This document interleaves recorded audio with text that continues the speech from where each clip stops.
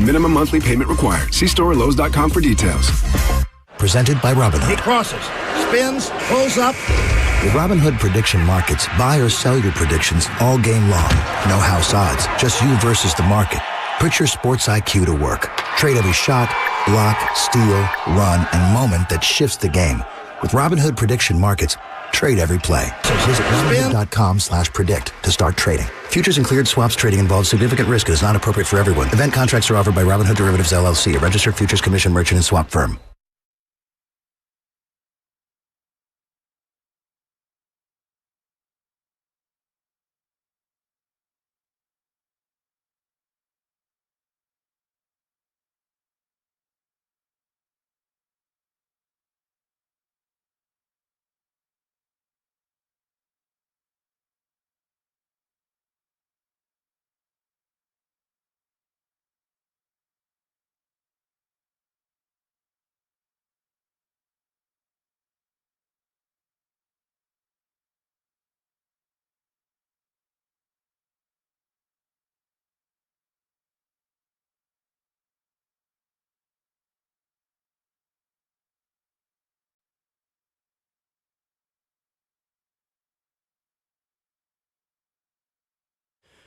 Just before 6 o'clock, good morning, live from the Circus Sports at the Mint Kentucky Downs studio. I'm Justin Hawkins. The Titans head coach search rolls on as the team is scheduled to meet with former New York Giants head coach Brian Daboll today in person. Tomorrow, it's Mike McCarthy, the former Packers and Cowboys head coach, who will be in town for an in-person interview. Then Sunday, the Titans will wrap up the first round of their interviews with former Cardinals head coach Jonathan Gannon in person. And then 49ers defensive coordinator Robert Saleh will interview via Zoom. The second round of interviews are expected to start next week, per Ian Rappaport.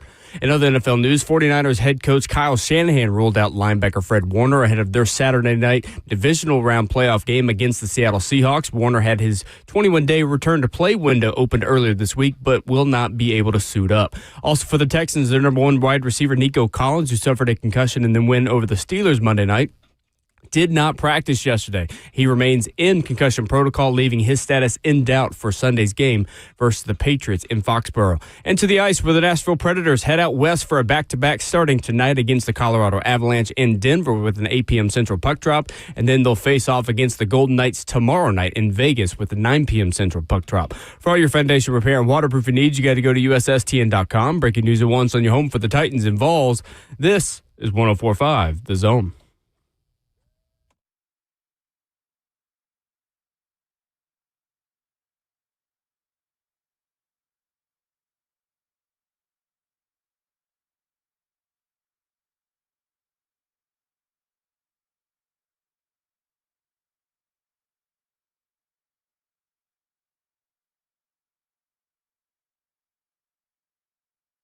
A very good Friday morning to you, and happy Friday in Middle Tennessee. Welcome in. Ramona Will on your radios and your smart devices, Facebook Live, YouTube, Twitter, or Twitch, kicking off your January 16th Friday morning. I feel like we are still living in the kind of part of the calendar where it feels like you're at the airport, where you still don't really know what day it is. So today is Friday, January the 16th. That's Ramon Foster. He played 11 years in the NFL. Justin Hawkins is our producer. I'm Will Bowling. Titans wrapping up their first round of head coaching interviews this weekend. And then the fun begins in person. Callbacks, if you're a theater kid like me. Ramon starting next week. What do you mean? Oh, theater, like acting theater. I was just like, what theater are you going to that they call you to come back to watch a movie? I'm an idiot. It'd be called a sequel. I mean, that's relevant as well. Callbacks start next week for the part of Titans head coach. Good morning. Good morning, man. I've had a callback before. It was in the play Little Abner, man. Just so Little Abner. Okay. Yeah, I don't remember what Little Abner was about, but I played in it. Do you? I can see you being the type of person. We had a lot of these where I went to high school, where the senior football players are like, let me have some fun. Let me do the musical. My last semester. Were you one of those? That's exactly where I was. All right. I didn't know this about you. Yes, I did all of those things, man. I did DECA, home ec. Yeah, I know you did all the other stuff. All of those things. But yeah, I did do that. The play. I did a play in like middle school and elementary also. Like, I guess I've always been into arts. Didn't know it until now, realizing it. Sure. But it was that point that I was like, this is senior year. Let's do something extra, man. Sure. Let's do something extra. You were in a musical? Yeah, I was. Yeah, Little Abner is a satirical musical comedy. Yeah, I was in that. I actually never heard of it. We did 3 shows in a weekend, man. That's the way it goes. That's show business, It's baby. show business, baby. The show must go on. My nephew, man, still does it. Ron's son, Lil Ron. Yeah, oh yeah. I guess I should call Lil Ron. I should call Medium Ron his son, Lil Ron. Okay, Medium Ron's son, Lil Ron. Hilarious nickname. He still does plays and stuff. Very artistic, man. He's in every type of live action club that you could do in high school, man. I love that for him. That's great. But yeah, I did that type of stuff. Again, I'm a nerd, to be quite honest. That's the thing is that I'm the only one that gets credit for my nerddom on this radio show. The reason why this friendship and relationship works is the fact that like you kind of get it. You kind of you pick up what I'm putting down. We're both kind of nerds, and just in our own way. I appreciate it. What's that? You know what we say about on the show about nerds? What's that? Go outside, nerd. Nerds. That's right. You just moved humans to the NFL, which is incredibly. It gave me street cred. Well, you earned it. It is we're just giving it. Yeah. But yeah, no, that's great. There is an Ivy League school team too. I think it is Harvard that put nerds on their jerseys, if I'm not mistaken. So I'm trying to find the images. I saw it yesterday. But there's an Ivy League school that put nerds can hoop too or nerds can ball. And they got nerds on their jersey, which is kind of cool. I like that type of stuff, and people embrace what people call you sometimes. Like, and I'm probably going to hire you one day. That's the type of stuff I would say in those type of situations. That's true. 615-737-1045, our number. We go to Ian Rappaport of NFL Network yesterday talking about what is next for the Titans head coaching search with John Harbaugh, not officially hired in New York yet, but off the board. Here is NFL Network insider Ian Rappaport on the next steps for the Titans. I want to focus in on the Tennessee Titans here because obviously they were the other team really in it for Harbaugh. The Atlanta Falcons also were in it a little bit, but certainly the Titans seemed like they were all in, just like the New York Giants. They had a huge offer prepared for Harbaugh. They were going to fly on the plane from Tennessee to Baltimore yesterday to woo him. They had sped up their search to make sure they fulfilled the NFL's requirement that if they had to hire Harbaugh, they could have done it last night, this morning, whenever. I would expect them not to hit pause a little bit, but maybe to take a little bit of a deep breath. In fact, they still have obviously some very good candidates that they still would like to interview for the first time. Robert Saleh would be one of them. Mike McCarthy would be another.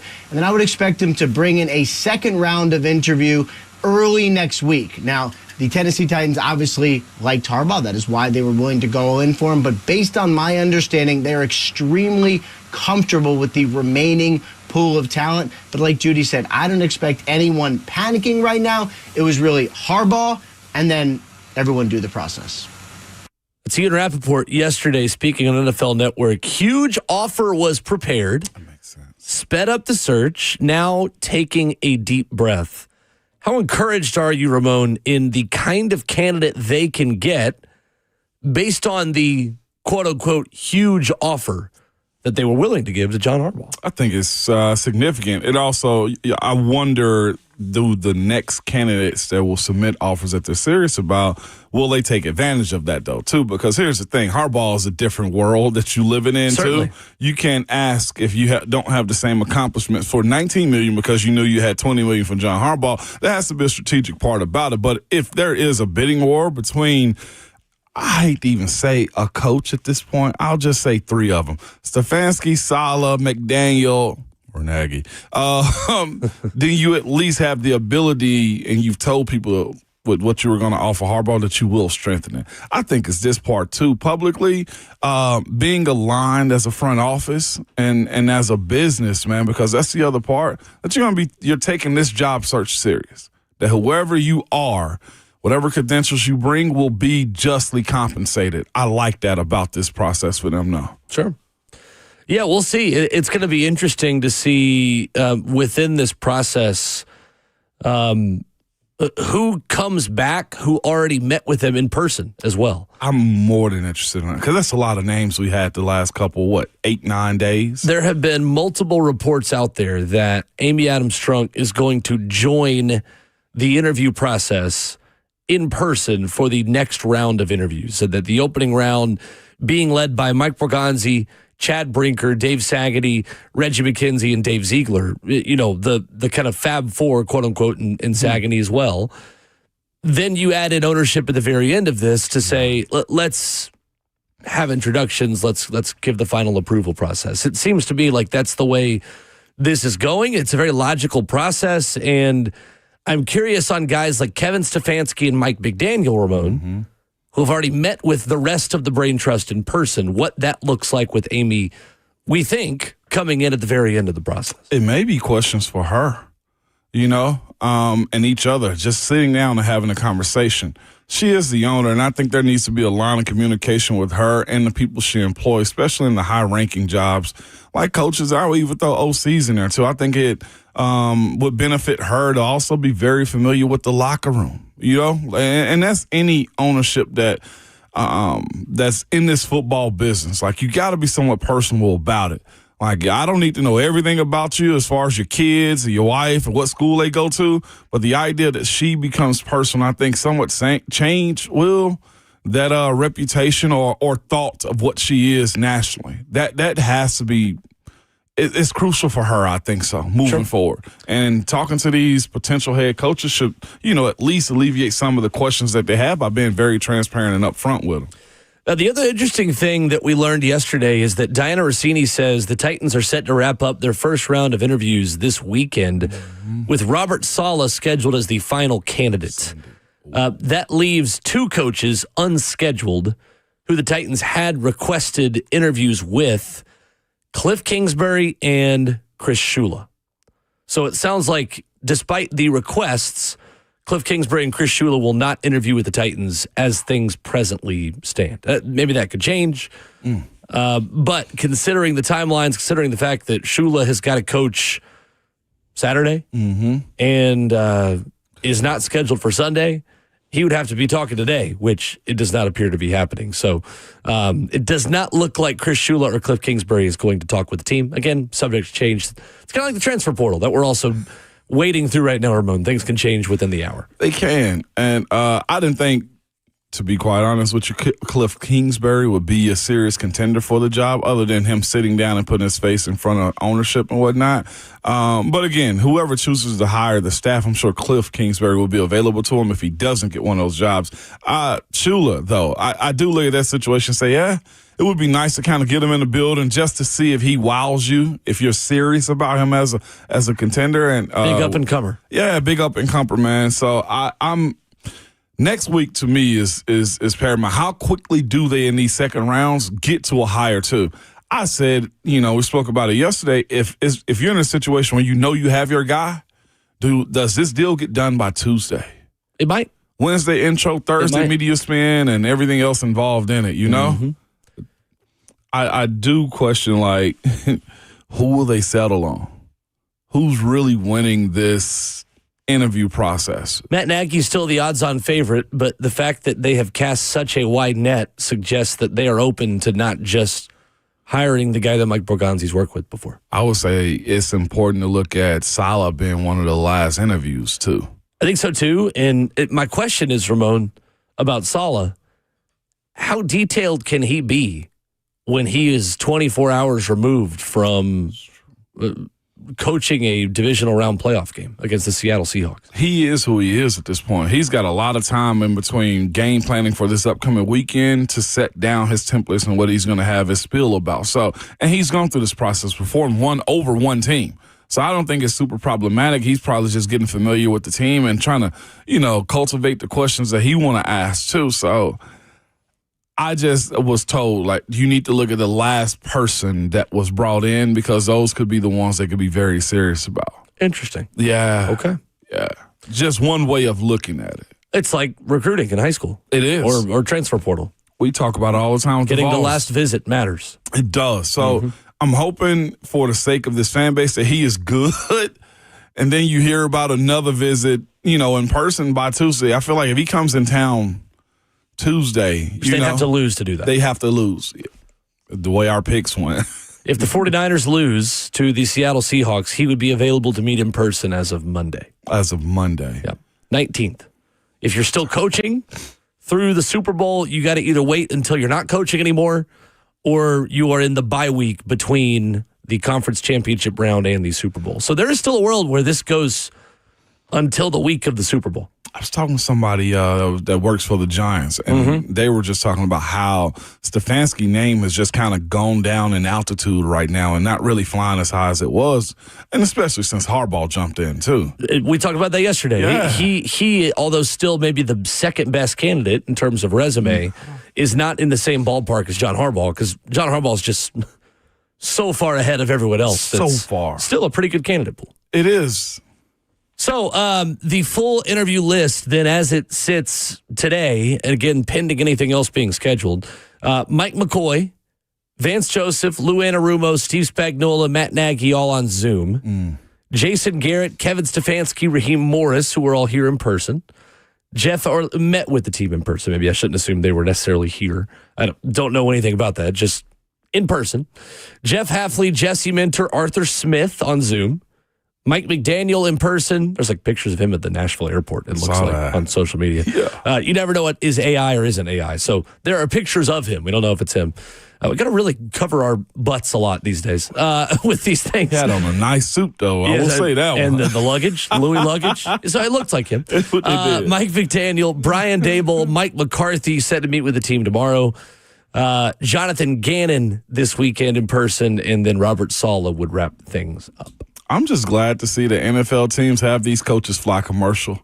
I thought this was like a private plane type of interview request. No. Maybe for the second round. I don't know. Hop on that Southwest, man. Whom's to say? 615-737-1045 live for the 1045 The Zone Circus Sports Studio. Kentucky's largest sports book can now be found at Circus Sports at Kentucky Downs. We got one big thing for you in every divisional round playoff game coming up for you next.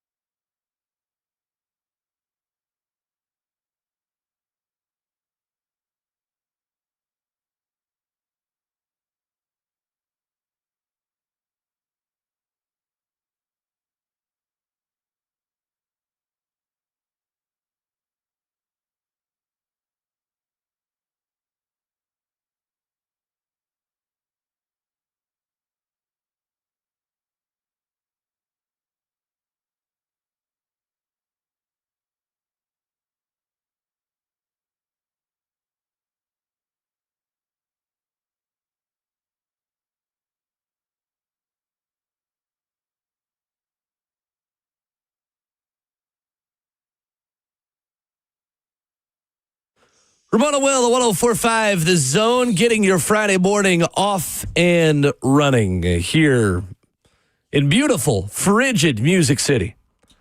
Ramon Foster and Will Bowling, Justin Hawkins, our producer. We've got one big thing on every divisional round playoff game coming up for you. But first, we go to the phones where Alvin is in Nashville leading us off this morning. What's up, Alvin? Good morning, Alvin. Hey, good morning. How y'all doing? We're good. You? I'm good. Good Friday. I got a question before I get to the statement. Is Mike Tomlin, did he say he's not coaching this year, or what did he say? Yeah, he said he wasn't coaching this year for the most part. I think he's going to step back and just reset himself. That's from him. Okay.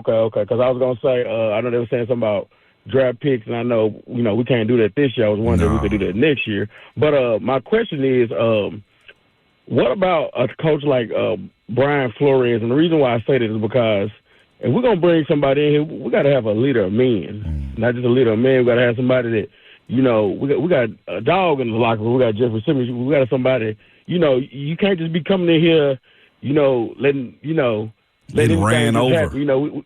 Exactly. Mm-hmm. So we need a leader of men. And also, my next question to you, fellas, do y'all believe that not only the coaches that they're bringing in, they're also kind of interviewing them? Like, you remember when we brought in Braves and what was the guy from Green Bay? Matt LaFleur. Yeah. Remember he was here and he interviewed, and they told Vrabel, like, hey, I think he'll be a good, offensive coordinator candidate. You think they're doing the same thing here? I hang up and listen, and have a good Friday, guys. Thank you, Alvin. You too, Alvin. Certainly think, to your second part of your question, that's possible. In fact, I think it's likely. My prediction at the beginning of this search, Ramon, was that one of the people who are interviewing for head coach, are going to be on this staff in some other capacity. Yeah, I agree with that, too. I think this is staff building. And then the other part, too, the first part about Brian Flores, we brought him up. I don't think he got the request here in Nashville from the Titans himself. Correct. But, yeah, Flores did get brought up. But it's probably style. Me also pointing to them wanting to either go manager route or go to an offensive-minded guy as a head coach, which is, to me, I don't think it actually matters when it boils down to who's going to be the guy. You just want the best guy of this pool of coaches that is left. Yeah, Brian Flores has not been requested by the Titans and does have an open lawsuit against the NFL with teams who were initially named and then teams who were later amended and added. And from what we know and what's been reported out there, the Titans are one of those teams in that process, which makes him, I would guess, again, pure speculation on my part, a bit more of an untouchable candidate. So let me ask you this, just purely opinion based, and I have my answer too. Do we expect this lawsuit to get settled like any time soon? Well, I mean, it's been agreed it couldn't go to trial, which you wouldn't think the NFL would want, with their process being even more publicized as things are in court. Mm-hmm. I mean, yeah, it does feel like it's heading towards some kind of settlement, but also, Ramon, it's been years. That's what I'm saying. At this point. I think this is almost like a 10-year case, and they'll release this in June. They'll release this in June of 2031 when nobody's thinking about it anymore. It'll be the ultimate Friday news dump. Yeah, it'll be like the Friday before Memorial Day. Easily. Like, hey, Brian Flores' lawsuit's been settled. Enjoy yourselves in Vegas. Yeah. March 2023 is when this started. Yeah. So February 2022, actually. Never mind. So, yeah, I was close. About 2031 is when this thing is settled out of court somewhere. Yeah, it's even slower than some of the NCAA processes that are happening these days. We still don't have answers on Joey Aguilar. No, we do not. That's a good point. All right. Courts go at their own pace. Bills at Broncos going to go at an interesting pace. Saturday afternoon as we take a look at the 4 divisional round playoff matchups this weekend. Denver, a 1.5 favorite.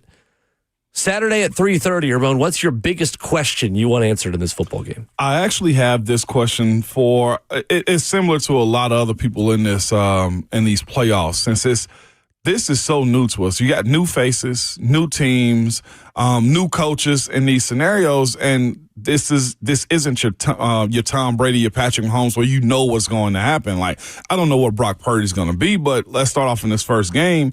The number 1 overall seed on the AFC side of things is the Denver Broncos. I think they've gotten that because of, they got a good head coach that know how to facilitate a game plan, but also defensively, they are very monstrous. The one thing to me that's a big question mark going into this matchup between a seasoned competitive quarterback like Josh Allen is, what version of Bo Nix are you getting?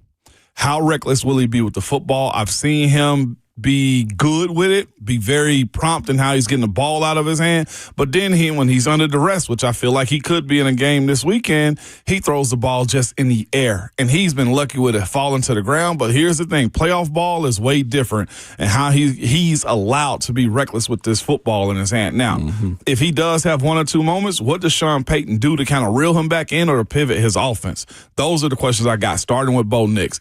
How reckless will he be with the football? Bo Nix finished 21st out of 25 qualified passers with an 87.8 passer rating this year. He has had a sub-90 passer rating, Bo Nix has, in 8 of his last 9 games. In his most recent outing in Week 18, posted his only game of the season with fewer than 200 passing yards and no touchdown passes. Bo Nix threw for less than 200 yards, Ramon, in 7 games this year. They won 6 of them. Yeah. Their only loss was on the road at the LA Chargers. Their defense also forced 7 turnovers in those games. They can certainly win without Bo Nix being a superhero, but it requires their defense to play at a very high level, the run game to be good enough, and for Bo to not make any back-breaking mistakes that also cripple their defense to the point where someone's already in the red zone because Bo Nix threw him the football. What is it like playing playoff football in Denver? Where does that rank in your most difficult environments to play? This is going to sound weird when I say this, but first it's the loud part. That place does get loud, and I don't know if they get a lot of credit for that. Can confirm. Yes, you've experienced it yourself. I think that's the loudest stadium and loudest environment that we went to this season. I've only had 1 year on the sidelines, obviously, with the Titans, but that's as loud as I can remember a stadium being this season. Keeping that crowd quiet, I think, is going to be huge because they enjoy it. The other part of it is, though, too, to me, this late in the season for any team going to Denver, what is your conditioning like? It's a great point. Well, that altitude. No, it's a great point. You're not training camp conditioned this time of the year. You're football conditioned, and like changing, going from, New York to Denver it can be problematic. It's like going to Miami when in the wintertime. Like, it's hot. It can get humid on you, and it can affect certain guys. And I do think that altitude and your level of conditioning plays a part into. I think it's an advantage for Denver going into this one. Have you had seasons where you feel like you're in better shape weeks 1 through 4, like cardio wise, than you are in January? Absolutely. Really? That's interesting. No, I'm serious. Like you do. You do little stuff to where, like, you try to, run some down and backs and stuff like that, but, like, your conditioning falls off. It does, and, like, it becomes more of a game of you conditioning yourself through the plays. Like, I know what 24 zone is going to require of me. I know what this, 3-step drop back is going to require of me, and I become very specialized in that. The idea that you can run pace, like if I was Denver, I would keep that a Buffalo defensive line at the line of scrimmage. I would try to tire them out as much as I possibly can this time of the season. Absolutely will. I like the Bills in this game. You do. I think that Josh Allen, if he plays the way he did last week, will do enough. And I hate minimizing a whole football game with 22 starters to just the quarterbacks. I do think it is appropriate for this game because Bo Nix is so unproven in a moment like this. I just think that he's going to have to raise his level in order for his offense to score enough points to beat Buffalo. To your point about the quarterback, I am excited, though, that these playoff matchups that we have right now are all starting quarterbacks, too. There are no backups in this one. Yeah. I think that great sells right there. Well, I'm excited to not have to watch Patrick Mahomes or Tom Brady. Or Brock Purdy's backup. You know what I'm saying? Yeah, knock on wood for San Francisco. They've got an electromagnetic field around them that might say, hold my beer. Are you not concerned with the lack of weapons that Josh Allen's going to have this weekend? I'm always concerned about Josh Allen's lack of weapons. But continued. I don't think there's as big of a concern of him throwing it to the other team. as there is with Bo Nix. It's that part with Bo Nix. But if the Broncos set up to stop the run and Josh Allen and James Cook, the lack of weapons on the outside is very troubling. I'm not expecting Buffalo to score more than 21, 24 points. I don't think Denver has the horses in their passing game to take advantage of a Bills defense that's suspect at times as well. So a little bit more of a low-scoring game. You like the better quarterback. I do. What you're saying? Okay. I just think he makes enough plays. Yeah, that makes sense. Yeah. And that's why playoff football. That's why I'm very hesitant about Bo Nix. It's for that reason right there. I agree. 49ers at Seahawks, Saturday night at 7 p.m. My big question about is, can Kyle Shanahan crack the Mike McDonald code? Kyle Shanahan has averaged 18.3 points per game in 4 games against Mike McDonald since he became the Seahawks head coach. According to NFL Pro and Next Gen Stats, that is the fewest points per game for a Kyle Shanahan offense for the 16 head coaches he's seen 3 or more times, including the postseason. He has also faced the Ravens once with McDonald as a defensive coordinator. 49ers turned it over 5 times in that game. Tied for the most in a game under Shanahan. On the flip side, Brock Purdy 4-0 on the road at Seattle in his NFL career, which is a bit surprising. Why do you think Mike McDonald has Kyle Shanahan's number so much? Or have we seen them go up against each other enough to really say that he's got his number? Just the way he asks his defense to play. Kyle Shanahan's offense is very side to side, and they're physical. Well, he matches that. He just looking at that defense. Well, that defensive line, man, is as aggressive as I've seen any D line this year or in the last couple of years with them too. This is almost to me like the 2023 Kansas City Chiefs, where they were just beating people up, capitalizing on turnovers and stuff like that. He legitimately brought Baltimore style of defense to Seattle, and it combats directly with what San Francisco does. The whole misdirection stuff, all they'll do is just hit you and punch you backwards is what they do. And I think that messes up the flow of his offense, the timing of that offense, to where Brock Purdy's got to make a play. And that's what it looked like the last time they played him in San Francisco. Well, Santa Clara, Brock Purdy couldn't go where he wanted to go with the football in those moments, and on top of losing Kittle too. So he matches up perfectly with the physicality that offense disguises at times. And that to me is kind of pushed. He stuffed him in the corner the last few times he's had to play against him. Yeah. What stands out to you about the matchup? I hate to do this to him. Will Sam Darnold turn it up? I mean, it's a common theme among a lot of these games, honestly, because that's what happens when you don't have Mahomes and a lot of the staples at quarterback. Philly Burrow or Lamar Jackson and Philly and But this is what it is. These quarterbacks, as much as we're happy that the starters ain't, they got to kind of prove to us that they belong in these conversations move forward. And Sam Darnold is another one of those guys that, pretty much turn into a mouse the last time he was on a big stage like this. And this is his opportunity at home with the crowd behind him against a divisional rival. Can he or will he keep the car on the road, Will? I like San Francisco to cover. I like Seattle to win, ultimately. I think it's like a field goal or a 6-point game. I just think it's, again, pretty low scoring. I do think San Francisco is going to miss George Kittle. It's one thing to rally together and make it work when he goes out in a game. Since Brock Purdy was drafted in 2022, the 49ers are 43-21 in games that George Kittle played in. They're 5-6 in games that George Kittle did not play in. In that span, the 49ers averaged 26.5 points per game and 6.1 yards per play with George Kittle. They averaged 4 points less per game without George Kittle, 22.5 points per game and nearly a half yard per play less, 5.6 yards per play, which tells you, too, there's not a massive difference in yards per play there. It's the red zone, where George Kittle is such a threat. Where's his outlet at? Yeah. By the way, did you notice or pay attention to this? 3 teams in the NFC West got 12 wins or more. Yeah, and they're 3 of the 4 teams remaining. It's an all-time great season for a division in football, which meant, of course, the Titans had to play all of them. Them and the Cardinals. It's a big reason why the Titans had the hardest strength of schedule in the NFL this year. The West got their stuff together. Best is in the West this year. Texans at Patriots, Sunday at 2 p.m. New England is a 3-point favorite. Ramon, what's your big question about this game? This is personal to me, this one. Really?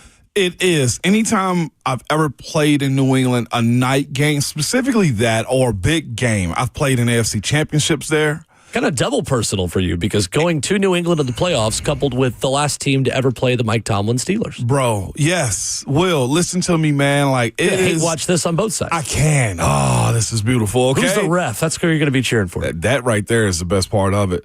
This one is super important because C.J. Stroud is such a young quarterback. This is a new environment for him.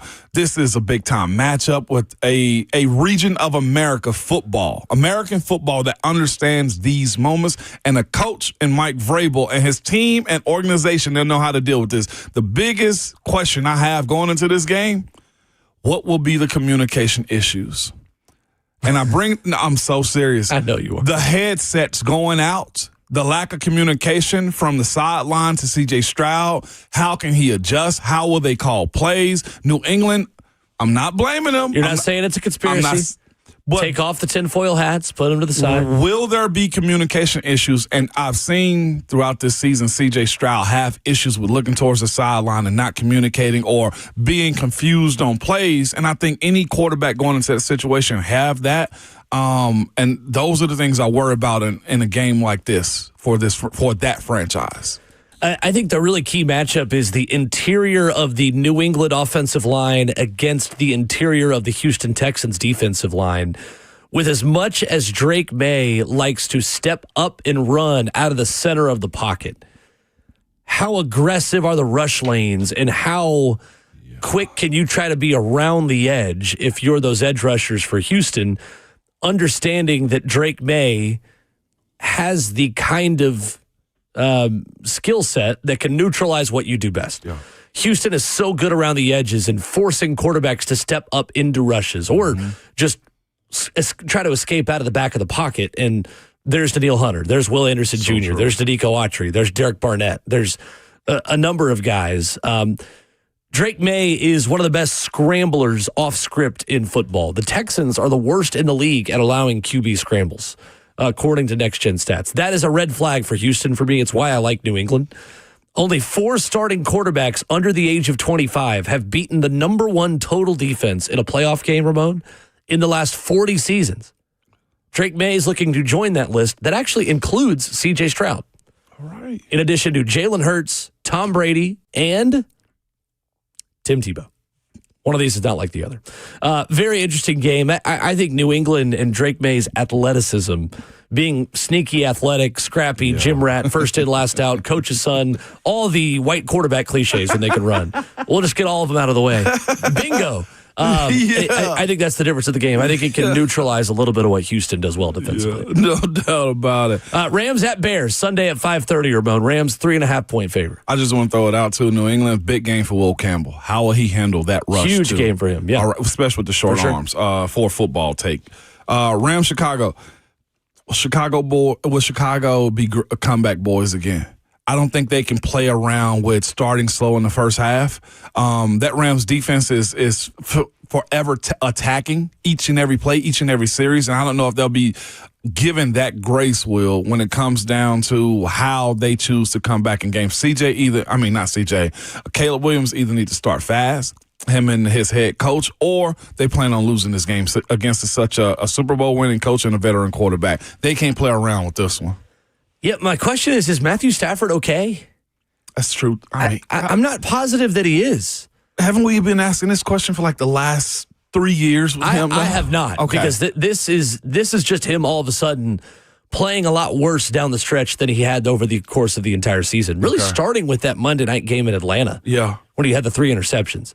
Matthew Stafford has completed under 60% of his passes in 3 of his last 5 games, including a very sloppy performance in Carolina over the weekend. There were drop passes that were a part of that. It's not totally on Stafford. That's true, too.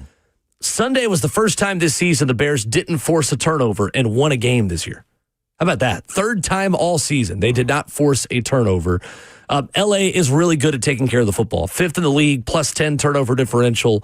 Chicago plus 22 in the regular season this year was number 1 in the NFL. I just think this game comes down to turnovers. Can Chicago force them? Is Matthew Stafford throwing them? How well does Caleb Williams take care of the football? It's turnovers. and these fourth and shorts that Ben Johnson is consistently keeping the offense out there for. If Chicago can convert and continue to sustain drives on 4th and 2, 4th and 3, red zone 4th and 1, we're going to go for it. I think Chicago's got a real shot here. That's just that's still a pretty big ask against a really good Rams defense. So I like the Rams to win, Bears to cover. I think it's Rams by a field goal. I think Rams win this too. Puka Nacua continually shows up. Hey, Devontae back the second week right here. Devontae Adams playing a part in too, and they got a real good, solid running game. Like Chicago's got to be on their P's and Q's, which is why they're not afforded to start slow. Also, not a good Bears pass defense. So if Matthew Stafford is on point, it's probably a wrap. Yeah. But we'll see. Be a fun game. Be a fun weekend. I have no read on most of these games in like a strong direction one way or another. The worst read I got is Chicago and the Rams. I don't know how to. And the Patriots could blow out, you know what I'm saying? Houston could absolutely just embarrass Vrabel at home. Like, there's a lot that goes into this weekend. 615-737-1045. Dante Moore made a big decision about the NFL draft, and I think he made the right one. I'm going to tell you why coming up next.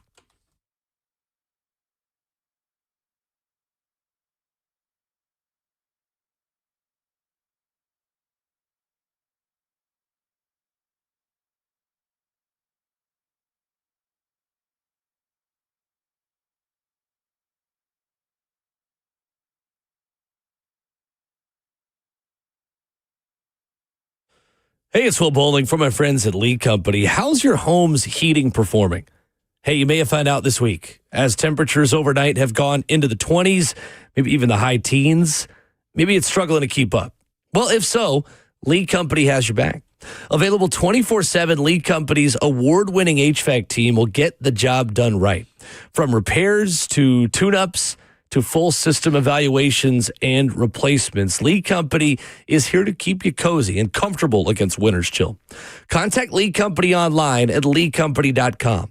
That's leecompany.com for professional heating service for the pros who have 14 community locations in Middle Tennessee. Multi-award winning, great place to work, and are available 24/7, meaning that when something does break down around the house, when you're not getting that warm air, you can just get Lee Company out there to take care of it for you. Check them out online at leecompany.com for the very best heating service. That's Lee Company, all you need.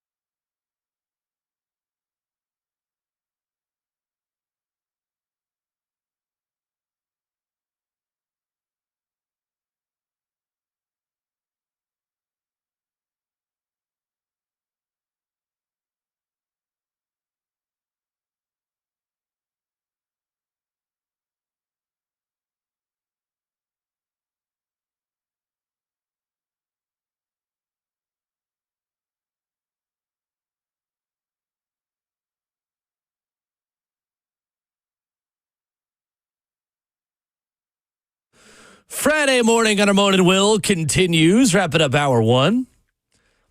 Brent Hubs coming up at 7:20. Ron Slay will stop by at 9:20. And your phone calls throughout the morning at 615-737-1045. Eric is in Nashville up next. What's up, Eric? Morning, Eric. Hey, guys, first of all, in the AFC, I do kind of like Buffalo and New England. But, guys, you were talking about both the Rams and the Bears and the 49ers and Seahawks. First of all, Seattle, you didn't mention Sam Darnold has an oblique injury. I know. So, we were about to mention that in 15 minutes, Eric. You were reading my mind. That was next up on the list. Yeah, because I kind of think I would probably still favor the 49ers.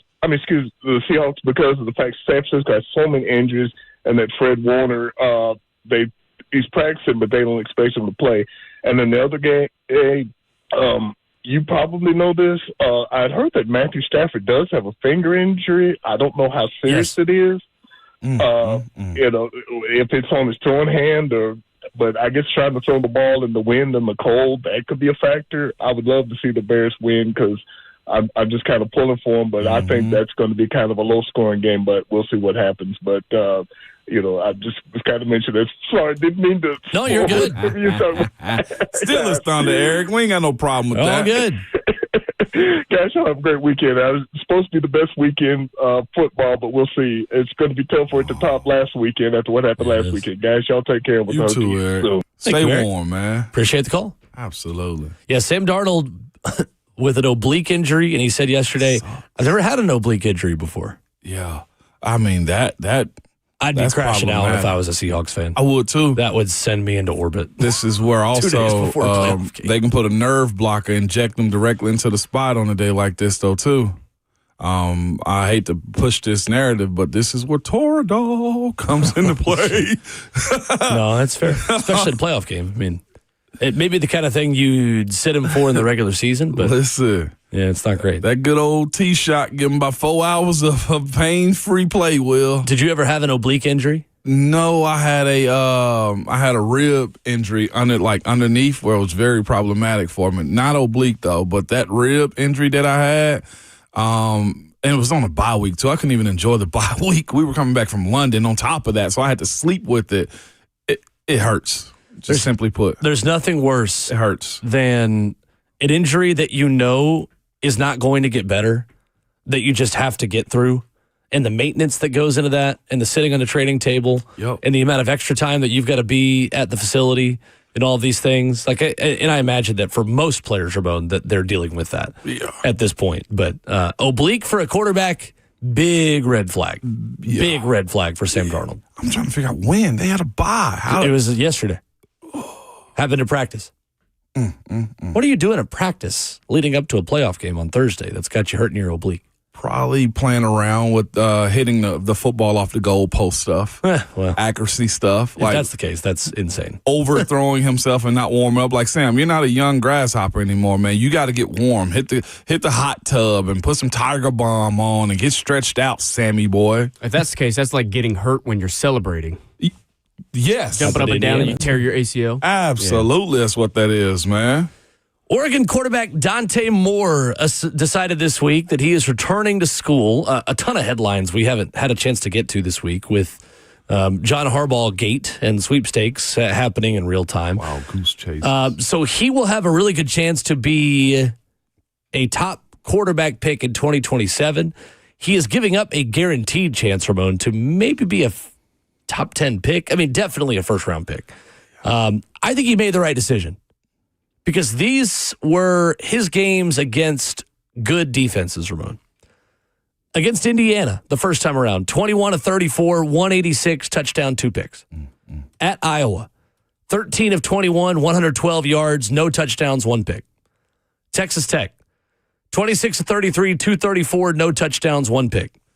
Against Indiana, part 2, he was actually statistically better, but turned it over multiple times and set up his defense in terrible positions. Multiple fumbles, 24-39, 285, 2 touchdowns, 1 pick.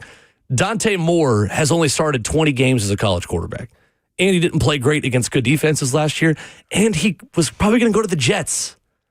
That part. Good call going back to Oregon. I know he's given up maybe being the number 2 overall pick. I think he was setting himself up for failure. Where he was going to go with the experience that he has and the way he played against good defenses. I think you had it in the rundown. He's given up close to $50 million. Potentially, yeah. By not going to the NFL draft. It says a lot, though, about... In guaranteed money? Yeah, it just says a lot about if his decision was because of the franchise, what the Jets are. Like that you're willing to forfeit that amount of money, life-changing money, despite what you do in your career because of the team that could draft you in that moment. But here's the other part, too, for a guy like him that's an underclassman. This is what college is for. You know, and I think this is what the NIL could do for guys in these type of positions. It alleviates the stress of you not having any money, and I'm sure Oregon gave him a nice bag to come back. The $5 million plus will is still what I think he'd get in these type of situations right here. That's still nice living. You're top 1% of earners in the United States at $5 million. Top 1% of the top 1%. That's what I'm saying. Like you're in a good spot, but you got to commend him on the business side for if he doesn't want to go play for the Jets and he understands what the Jets are. He's an Ohio kid. You know what I'm saying? I think he played high school ball in Michigan, too. So he understands. It's not like he's a West Coast kid that's afraid to come back to the East Coast. This is somebody that understands the business side and is making a mature decision, in my personal opinion. Now, if it doesn't go his way, people are probably going to laugh at him and say, you should have took the money early. But in these situations, he may end up going to a better team and a better scenario to where he can become a better pro. The last few quarterbacks that have gone through the New York Jets organization, I mean, what are they doing? Everybody was clamoring over Justin Fields last year. What has that turned into? It's just a snake pit of quarterback just death. It's bad, man. It leaves the Jets with a really interesting dilemma again at quarterback in 2026. Do you go pay the equivalent of this year's Justin Fields? His name is Malik Willis. That's what I was thinking. Or do you just draft Ty Simpson with the number 2 overall pick? Ty Simpson, Ramon, who also hasn't started a lot of games in his college career. And we live in a world where it is hard to predict quarterback success, obviously, and there are not too many black and white indicators of when a quarterback is going to play well or not well in their pro careers. Mm-hmm. But experience is one that is most closely correlated with professional success. If you've played a lot of college football, you're usually in a better position to have more success than if you've got all the talent but can't read a defense because you only started for one season in college. And for Ty Simpson, even though he's older than Dante Moore age-wise, he's got the same red flag. He's not started a ton of games. No, not live games, to your point. Like, he's seen a lot of practice reps and stuff like that, but you understand it, like, it gets different when it's real. But the thing that's really messed up about this Jets situation is that they're very quarterback needy, and they're going to have to go sign one, either draft one. The issue is a lot of people feel very high about what Aaron Glenn is as a head coach. And sometimes, like, where you choose to go to feel like you can be the savior to their team and fix them just ruins your career. I don't know how good of a, support cast that Aaron Glenn have. They went 3-14 this past year. And if you are a good coach and you're in an organization like this, it just ruins all the stuff that you used to love about the game, man, especially when you have a young, talented quarterback like Dante Moore who's choosing to go back, probably because of where you're drafting. 615-737-1045 is our number. Hour 2 coming up next. We've got NFL headlines for you. An owner is dismissing the idea of a rebuild in the AFC. Details on Sam Darnold's injury and Howie Roseman talking about A.J. Brown trade talk. Plus, Titans interview schedule details for you coming up next.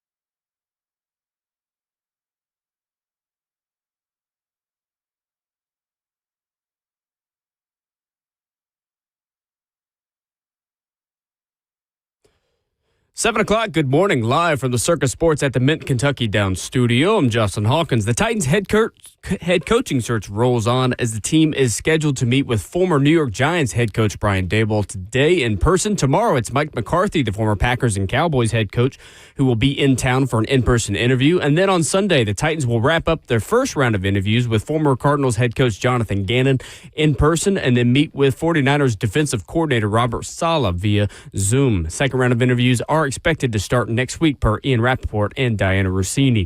In other NFL news, 49ers head coach Kyle Shanahan has ruled out linebacker Fred Warner ahead of their Saturday night divisional playoff game against the Seattle Seahawks.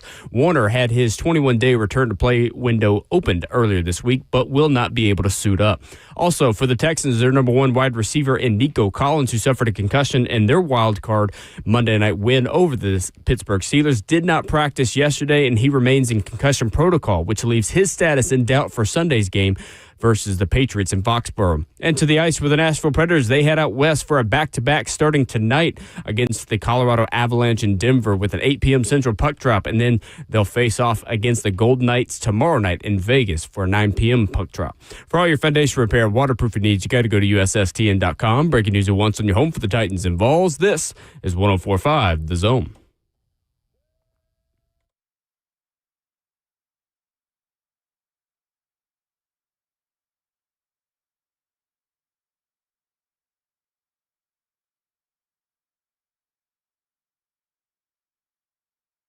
Away we go into hour number 2 on your Friday morning edition of Ramon and Will. Glad to have you with us. Whether you're tuned in on your FM radio, streaming us on the 104.5 The Zone app, or locked into the F&M Bank chat, Facebook Live, YouTube, Twitter, or Twitch, we appreciate you for stopping by. There we do. 615-737-1045 is our number as we hit some NFL headlines to begin hour 2 before Brent Hubs stops by at 7:20. Ramon, the Pittsburgh Steelers are not the type of team to really say the R word rebuild, are they? No, they are not. And owner Art Rooney is dismissing it again this week as the head coach search continues. The standard is to try to compete to win a championship every year, he says. 73-year-old Rooney rebuffed the idea that he would tolerate a rebuild as the franchise brings in its 4th head coach since 1969. Wow. Unbelievable. When asked whether the Steelers would consider overhauling the current roster and entering a rebuild phase, Art Rooney responded by saying, "I don't like that word." Added, "Not sure why you waste a year of your life not trying to contend." Is that the best pathway forward right now for the Pittsburgh Steelers? Tell you what, it really sounds good. It sounds good with what your mindset of a team is, that losing is not acceptable, is what I'm getting from him by him saying that. He's not conceding to the idea of announcing this is a rebuild. He's of the mindset that if you play the game, you're supposed to win the game. But I think when I view the situation that the Steelers are in, a bit of a rebuild is going to take place naturally anyway. The changing of guard at head coach, I mentioned before, the amount of old players you have on the team, and also just one-year free agents that they signed this year. Like Kenneth Gainwell is one of those guys. You know what I'm saying? Like Jalen Ramsey's one of those guys. Thielen has already retired. You know what I'm saying? Like, so you got guys in these type of situations that I think are going to require you to rebuild it, Will. Now, Pittsburgh's never been a team historically, as of late, to really dabble deep in the free agency. Omar Khan has somewhat done that, in the last few years that he's been GM. But I think it's necessary. It's okay to use the R word, and I'm saying it right now. I do think they need a rebuild. I don't think you necessarily have to go get a top 10 quarterback, but it's got to start somewhere. If they're picking in the 20s again this year, in the late teens, do you go get Mac Jones? You've tried that with Kenny Pickett before. It's interesting. I mean, I love obviously, the mindset. so yeah, it's fun to tell fans. Yeah. I don't know how practical it really is to just say we can always reload. It also is contingent on who they hire to be their new head coach. And Pittsburgh has, through all the guys they've hired since 1969, kind of gone outside the box a little bit. It, to me, is interesting that the 30-year-old pass game coordinator from the Rams, Nate, I believe it's pronounced Shalasy. That's at least how we're going to say it, until I figure out the right way. For everything I've seen, it's how you say it.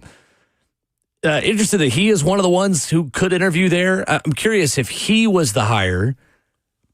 Do you take a chance on a maybe released Tua?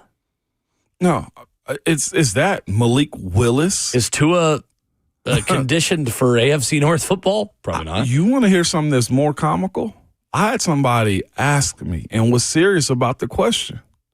Do you think Will Levis is capable of playing in Pittsburgh? Will Levis, who was photographed with the Anaheim Ducks mascot the other day. And Will, it wasn't a joke. Like, no, I know. They think high of Will Levis. And not saying that I think low of him, because it's just that we hadn't seen a lot of positivity out of him. But at least not here. The new year that he's going to be given and the grace that people expect him to have and getting an opportunity, people believe in that. If you were to hypothetically keep Arthur Smith as offensive coordinator too, under a new head coach, I could see Will Levis having some success in Arthur Smith's offense based on a run game, play action, rollout, get him on the move.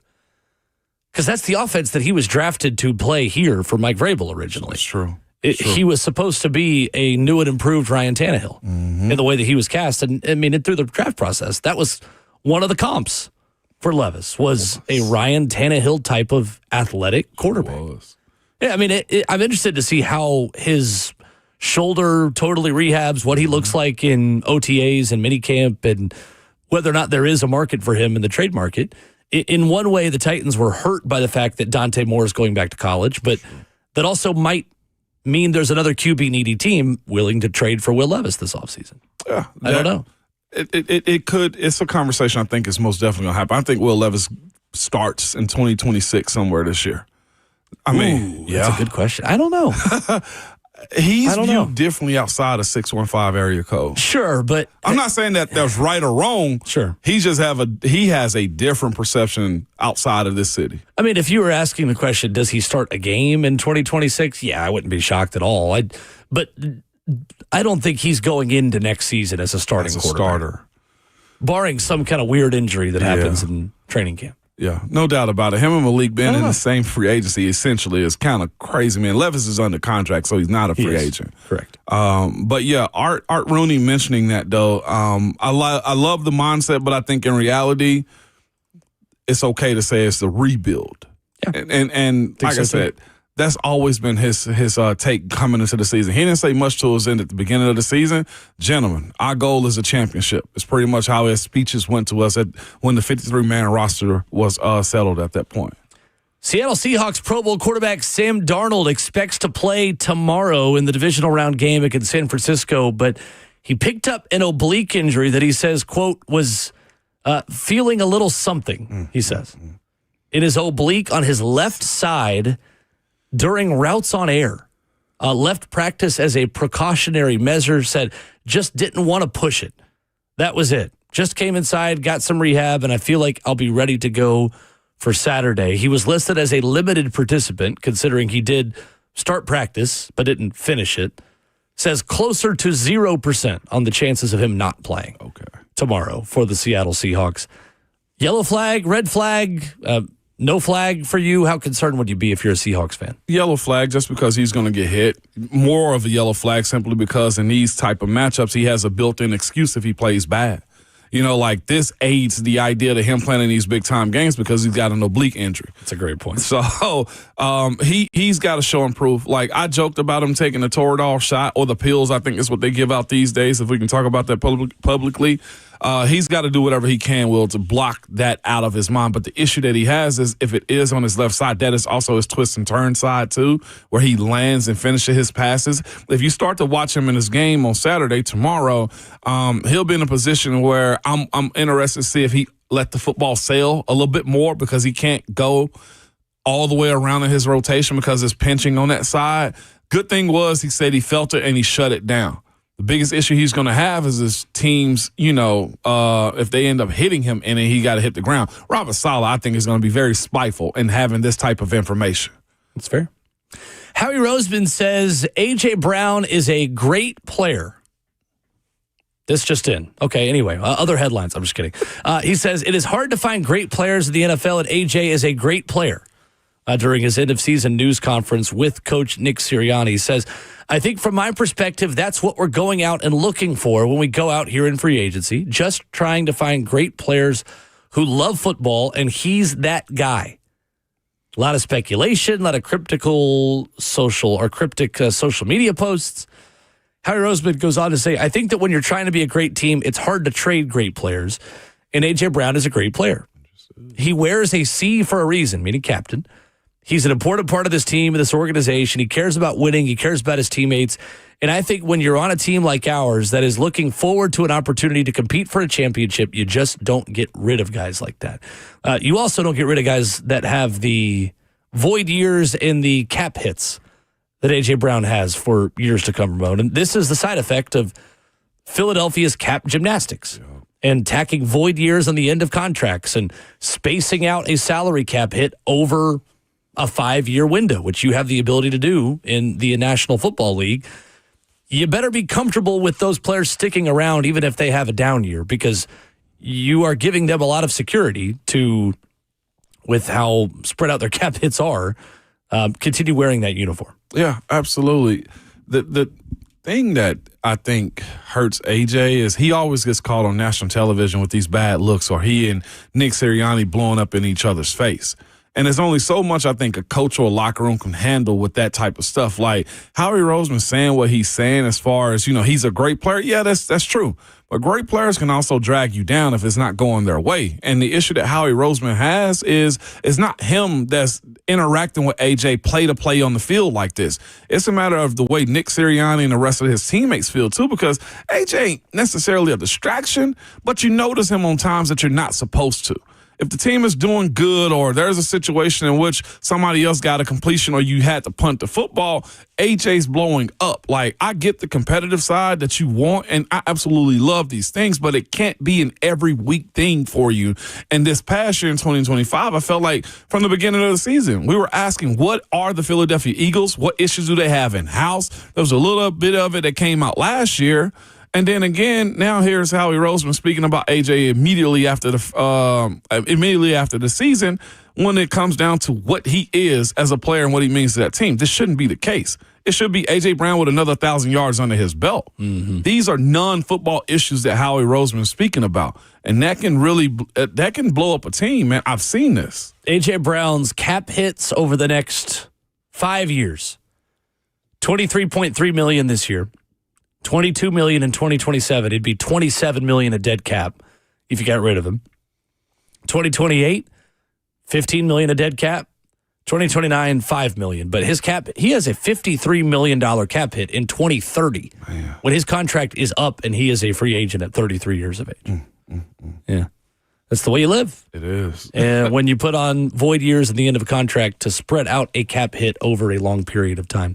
Titans interview schedule will wrap up this weekend with the opening round of interviews. As Diana Rossini reports yesterday, the Titans are set to wrap up their first round of head coaching interviews this weekend with Robert Saleh scheduled as the first candidate. It means that the Titans, as of this exact second, will not talk to, according to reports, two coaches that they had originally requested, Cliff Kingsbury and Chris Shula. Monday, in-person interviews begin. Getting close. Getting closer. Coming up, Brent Hubs of AllQuest will join us. What is Tennessee going to do at quarterback? George McIntyre versus Faison Brandon. Are there any rumblings about other quarterbacks that could be in the mix? Plus, they continue their search for D-line, corner, and Tennessee, Kentucky tomorrow in the Food City Center at Thompson Bowling Arena. Lots to discuss with Brent Hubs after this.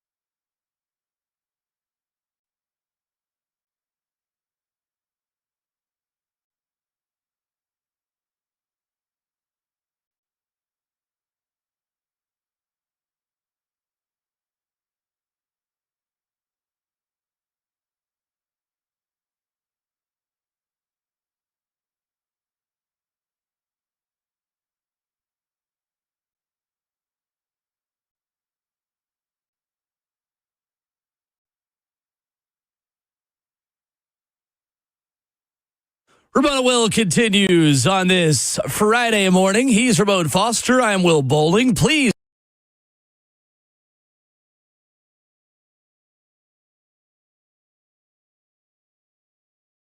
Tomorrow, tons to get to as always. Good morning, Brent. How are you? I'm well. How are you guys this morning? We're good. Good morning, Hubs. Trying to sort through the transfer portal and trying to just, understand all these different people, Brent, that are on campus, and then they'll commit, and then they'll sign elsewhere, and then here comes someone else, and no, I don't want him. Here comes another one. Looking from the broad perspective, Brent, how well has Tennessee addressed its needs, in your opinion, over the past week since the last time we talked to you? Oh, I don't know. Since the last time we talked, I don't know who they've gotten since the last time we talked. Sure. We'll talk big picture. We'll talk big picture and needs. How about that? Sure. I mean, I think they've addressed needs. They need to finish, and they certainly would like another corner at least. And they've got a couple of guys coming in today and tomorrow. They're trying to land, one of those guys, if not maybe even both of them. They certainly wanted and want another defensive tackle. The Mathis kid who transferred from LSU, Tennessee, seemed to be in a pretty good spot with him, and then he up and signed with Auburn yesterday. So that threw a monkey in the wrench, so to speak. So they've got to find another defensive tackle, or try to find another defensive tackle. They've had a couple of offensive linemen in that they want to try to add a little depth there. That's not the overarching priority. It would be a nice piece, but it's not something that is, paramount. Running back, I think they're in a solid spot with Javen Gordon, the tailback from Tulane. He was in town yesterday. Tight end, you'd like to find a tight end if you could, with Jack Van Doorslayer going into the portal. And then obviously the one hanging out there for everybody is what is Tennessee going to do at the quarterback position. So they've addressed needs on defense, and they've done a good job with things on defense. They would like to finish with a couple more pieces there. Offensively, I think they're going to be okay at running back, but the big question on offense is what do they do at the quarterback spot? Brett, is there any timeline in a visitor coming in, a profile of player that makes sense here? I know the transfer portal closes, I believe, right this upcoming weekend, but players can still visit, and as long as their name is in the portal at this point. Where is Tennessee within that process, and is there any movement towards a target or someone who you think makes sense here? Well, let's clean up a couple things on the portal first. Sure. The portal window closes today, meaning today's the last day you can submit your name to go into the portal. So there's a time stamp of when that request has to be made. Schools, once that request is made to the school through the compliance office, schools have 48 hours to put you into the portal, to submit it to the portal, the NCAA's official portal. Now, the NCAA is closed Saturday, Sunday, Monday. So if you submit at end of business day today, your 48-hour clock's not going to start till Tuesday morning. So there will be people that, quote, go in the portal officially as late as next Wednesday, even though the portal closes today. So what everybody's trying to figure out is, at end of business day today, did somebody submit to compliance to go in the portal ahead of the deadline? And then more people would be in the portal next week. So it closes today, but it doesn't become. There'll still be people going in the portal early next week officially because of the 48-hour rule and the fact that the NCAA is closed on the weekends and Monday's a holiday. As for Tennessee, in terms of profiling like a quarterback at this point, I don't know of anybody that is scheduled to visit. Some people pointed to the quarterback from Ohio with the Bobcats as a guy that, might be worth looking at as a possibility, because believe it or not, he signed with Josh Heupel coming out of high school in Arizona when Josh Heupel was at UCF. His last name's Navarro. The thing for him is he's got to win a 7th-year waiver in order to be able to play, and who knows when he gets a ruling on that. So I don't know that there's anything there. Does somebody else pop up into the portal today or early next week? We'll see. The Joey Aguilar case is not completely dead and over, although the preliminary injunction was ruled against him yesterday. It doesn't feel like that was going to go the right direction for Aguilar and that group of guys to get another year, although that group is continuing to try. So we'll see what happens with that. But the short answer to your question is I'm not sure where they're going at quarterback right now, other than the two, actually three, counting the walk-on from Northview High School. Outside of those guys who are on campus, George McIntyre and Faison Brandon, I'm not sure where they're going. We're joined by Brent Hubs, Laval Question on 3 this morning, talking Laval's. Hubs, with this being the case of, not finding the transfer portal quarterback that you want, is this, possibly a next move for Josh Heupel and his staff to just always kind of pour into, the young recruits that they've brought in, George McIntyre and Faison Brandon, kind of moving forward? Like, it'll be crucial for Faison to learn as much as he can, as quick as he can, to be a valuable backup if they do choose to go with George. How do you view this for Hype?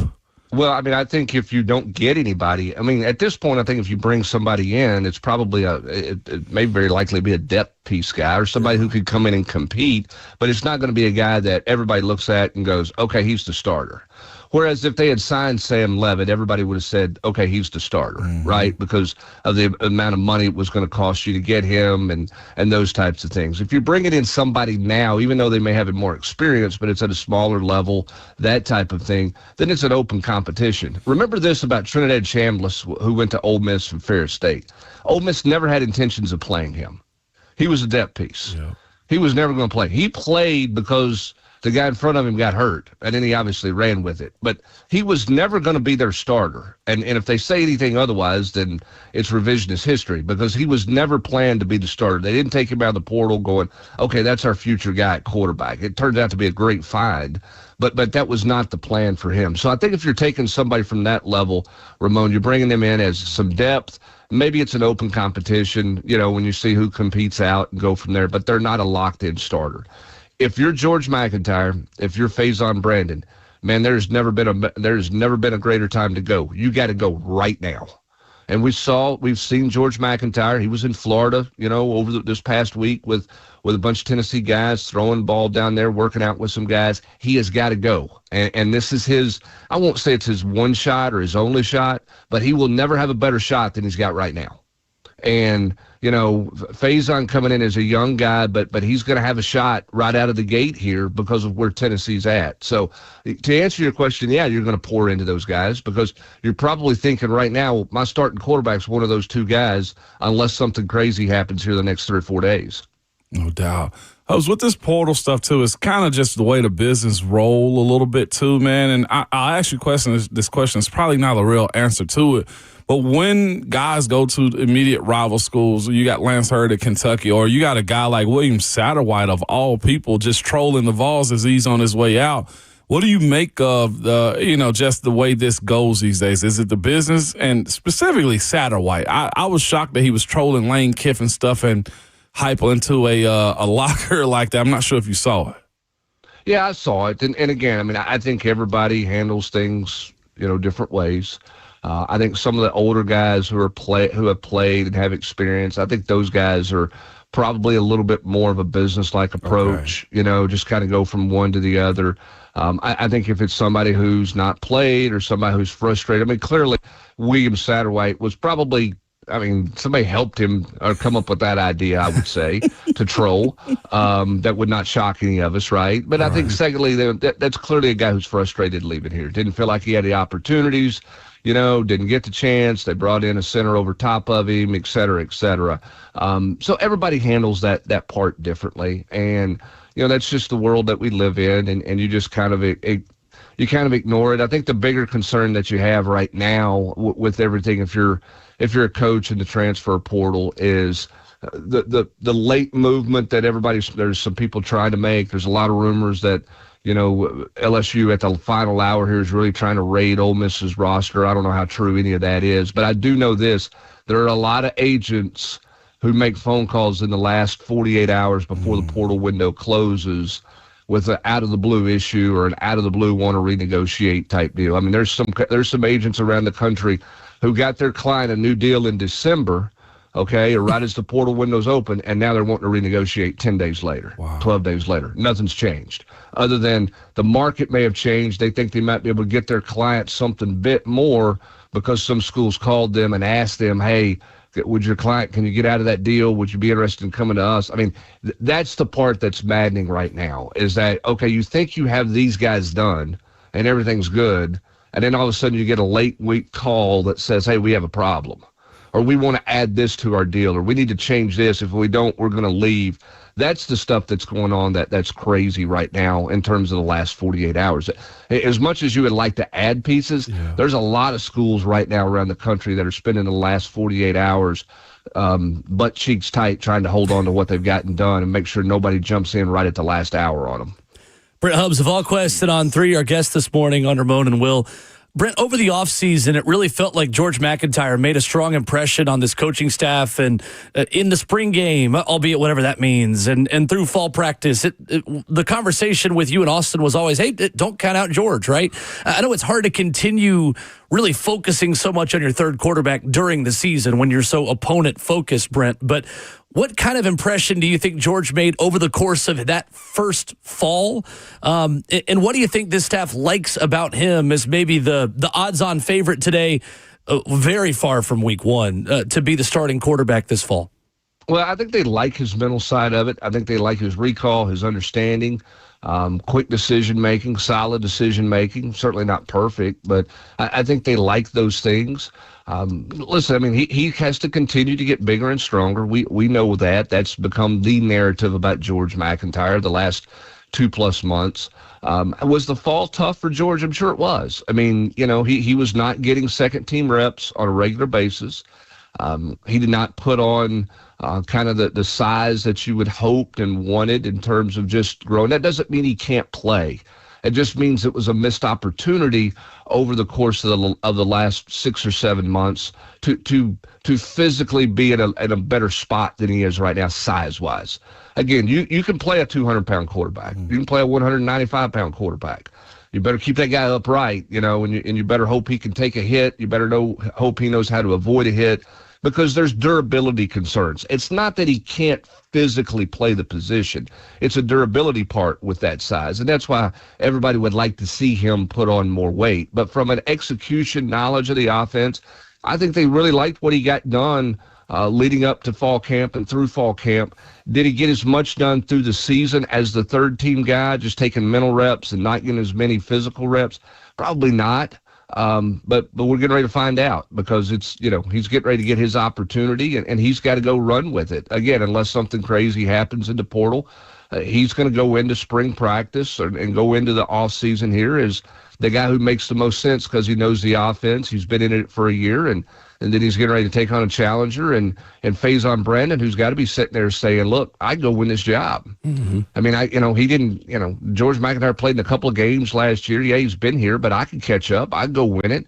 And those two guys, gauntlet thrown down, and somebody got to go win it, is what it feels like right now. It's ironic, Brent, too, that the other kind of quarterback, to me at least, that I've watched that's kind of built like George, went to his rival high school and started for A&M this past year, and Marcel Reed at Texas A&M. For people that haven't watched... But remember this, 6'6" versus 6'4". Exactly. George is a good athlete. I don't know that George is in a phone booth type athlete like Marcel Reed is. I mean, there's some differences in terms of style of play that way, and that's not to say George is not a good athlete, but I don't know that he's got the exact quicks that a Marcel Reed has, or some, fair. Some things like that. But listen, I think what's funny about this, and I didn't mean to interrupt you, Will, but what's funny is a year ago at this point in time, if everybody said, what's the quarterback plan? The quarterback plan for fans, for everybody, was simple. Nico's back. He has a really good year this past year for Tennessee. He takes a real step from a playoff team to this year. They take off offensively. They get back to their ways offensively. And then he's off to the NFL, and George ascends. That was the plan 365 days ago. Now, what has changed to the point that Tennessee went out and tried to get Sam Leavitt, that they're not ready, that they weren't ready to ascend in the plan that's been in place since George signed with Tennessee? I don't know. but we're back to what the original plan was scheduled to be, and that was George as a redshirt freshman, much the same way Nico as a redshirt freshman stepped into the quarterback position. The thought process a year ago was that George is going to do that, and that's exactly where it feels like we are right now, unless something crazy happens in the portal here. Sure. Brent, what is kind of Faison's skill set and maybe scouting report for those of us that obviously didn't watch him play in high school like we watched George and maybe some of these other guys? What do you think the staff likes about Faison Brandon? What made him such an intriguing prospect? Well, I think he's got good size. I think he's got athletic ability, and I think he's got good accuracy. I watched him at Tennessee's camp twice, the camp in which he got an offer and then the following year. Physically, he changed a lot between those two camps, but his accuracy was always there. He's been a very accurate quarterback. He missed much of his senior season in high school with a wrist injury, came back and helped him win a state title when he came back for the playoffs. But he's a guy who has a ton of talent, and George is a guy with a lot of talent.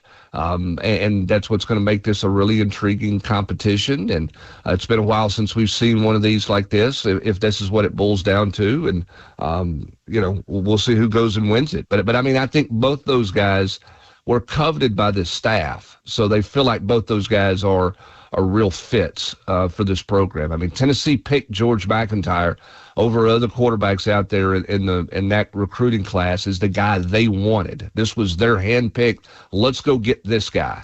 And Faison Brandon's the same way. That's a guy that Tennessee said, that's our one. That's the one we're going to go get. And they went and got him. And that's how they basically have handpicked their last two quarterbacks that they've signed out of high school, and those two guys who are on campus as of today. Hubs, when you look at the defensive side of things, too, where are they at as far as the interior defensive line, getting those D tackles? I think they struck out on a few this past week. How is that going to shake up with? There's still been a lot of guys in the transfer portal that may not be signed still. Do you have eligibility left? Come on. I got three plays. He can kick, too. Wow, we got a kicker now. We're good. Hey, Ramon, on a quick side note, why do all you former players always say you have three plays? Because that gets me through a series and a punt, Hub, so that's why. It's called survival. I'll tell you the plays. Run, and then a quick three-step drop, Hubs, and we're out of there. What if you make a first down? Are you tapping out on a first down? Is that what you're telling me? Yes, and going to IR, okay?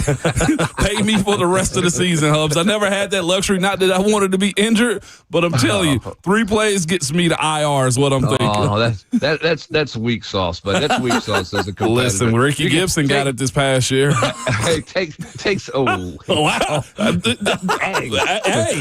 Dang, man, that's a top rope suplex coming out of there, man. What in the world? If they can put memes of us up, Ramon Foster's music. They're 1099s now. These boys getting paid. We can call it what we want to, Hubs. Yeah, fair point. You're exactly right on that. As for defensive tackles, there are some guys left in the portal, and we'll see where Tennessee goes. I mean, there's a kid from Oregon Tennessee likes. Do they get him to campus, or does he follow Tosh LaPoy ultimately to Cal, where he'll take his final visit over the weekend? We'll see. One would think that would be where he would go, is to Cal, but you never know what other guys pop up. I mean, you're doing a reset because Tennessee thought they were going to get Mathis done, the kid from LSU, and when that one didn't happen, now you're doing a scrambled reset. And Florida State had a set of twins go in the portal yesterday that you thought maybe some schools were going to look at. I think Tennessee had evaluated them, but then both of them decided to return back to Florida State and pull their name out of the portal. So they got the new deal they were looking for in Tallahassee. So we'll see. I mean, there'll be some names pop up somewhere along the way, but the target they were trying to finish with their last one was Mathis, and he's ended up at Auburn. Brent, a huge game tomorrow afternoon for Tennessee basketball against Kentucky. It's obviously always huge when they play Kentucky, but considering you go to Alabama and to Georgia after this one, certainly one you feel like you need to have. What stood out to you about the double overtime win the other night and the way Tennessee is maybe starting to make some improvements and put some things together right now? Well, that was all heart and all grit, and I mean it wasn't a thing of beauty by any means. I mean, it was, you're sitting there in some of those possessions, you're like, what in the world was that? But they found a way, and I think finding a way for this team was important. I think that was an important win for their psyche. That was an important win for them mentally to kind of move forward. You did not need to drop one at home. I mean, Nate Ament wanted the ball down the stretch. They fed it to him. They went through him. He wasn't perfect, but he was good. He showed some assertiveness, got to the rim, made a couple of had a big offensive rebound, made a really big play on defense with a block shot. Troy Henderson made a couple of shots, had a couple of steals. They had some guys make some plays. Bishop Boswell responded very well after a poor outing at Florida. I don't know that this team's ever going to win in a real beautiful fashion. I don't think you're going to look at them and go, man, what a beautiful brand of basketball. I think you're going to look at them and say, man, they're gritty, tough, and kind of a pain in the rear end. Because I think when they're going to be at their best, it's on the defensive end. They're going to annoy you, and then they're going to find a way to score enough, get to the free throw line, do enough things here and there to win the game. And, Kentucky's searching. They stole one in Baton Rouge that they shouldn't have got, which was big for them. They'll come in. They'll play better than they played all year long because it's Tennessee. That's what they do. And Tennessee's going to have to respond the right way. Can Nate Ament put 3 games together in a row now? He was good at Florida. He was good in the second half on Tuesday night. Can he do that for a full game here? They've got to help Jacoby Gillespie out. I think Gillespie's pressing a little bit. I think he's playing too many minutes. How do they help him out to where he's better down the stretch? He did not make good decisions, didn't take care of the ball well enough at the close of regulation and in overtime before he fouled out. So I think they got to get him some help there too. And then in the post play, you'd like to see more production. But if not, Rick will just slide Nate Ament down to the 4 some, and they'll go with it that way because I think Rick's pretty frustrated with where the inconsistency of his post play right now is pretty maddening to the head coach. Yeah, get it. Brent Hubs of All Quested on 3 gives us so much more than just 3 plays every Friday at 7:20 at Brent_Hubs on Twitter. Brent, my screen time is up right now on the General's Quarters, staying up to date on the portal. You guys are crushing it as always. Glad to have you. We appreciate the time as always. Hubs. Yeah, I appreciate you guys. I'm going to go see if I can get on IR. Can I get on IR for the rest of the portal, Ramon? They got me off of it. This is 2 weeks in a row that we've been on air live together. See? Well, I mean, come on now. I mean, we know you're not going to make it to the 3rd exhibition game next week, so you'll be setting into the regular resting season. Starters. You're going to be you're going to rest your starters. So yeah. I mean, we know it's been taxing for 2 weeks for you, Ramon. I mean, the chances of you. I mean, it is wintertime. You might be able to get to that 3rd week, but I mean, what is your schedule? Have you declared every other Friday off for spring and summer? Is that what we're doing again? I thought about negotiating that in my contract, Hubs. I did. I was just thought you did. Given the fact you did work for 2 months, I thought you had negotiated that. I guess we're back. We're back now. You're on a 30-week schedule. Is what you are. Listen, just American way, baby. Don't him with a good time. Listen, if we can hop into the portal as soon as it closes and demand more money, who's we? Listen, hey, listen. I'm just happy to get a 1099. Okay, I mean, you obviously need more. Okay, but I'm not looking for the frills, Ramon. Just somebody give me a 1099. That's all I ask. You and me both, man. I can't wait to see you soon. We need a wrap up. We need to talk to Michael, that's from Knoxville now, about a wrap up of the season, man. I'm into that. I love it. Let's do it. Let's get together. Maybe we can get Mike in Knoxville to put something together. That would be nice. That would give him something to do. Maybe he can come. Yeah. Maybe he can do that. He's kind of bored. Maybe he can do something like that. That's what I was thinking. If he'll still talk to doing us. A 3-hour basketball game today in the Ball Network. My goodness. I appreciate you playing around with me, man. Thank you, Brent. Man. You appreciate too. y'all. All right. Brent Hubs of All Quested on 3. Center Federal Credit Union brings him to us every Friday.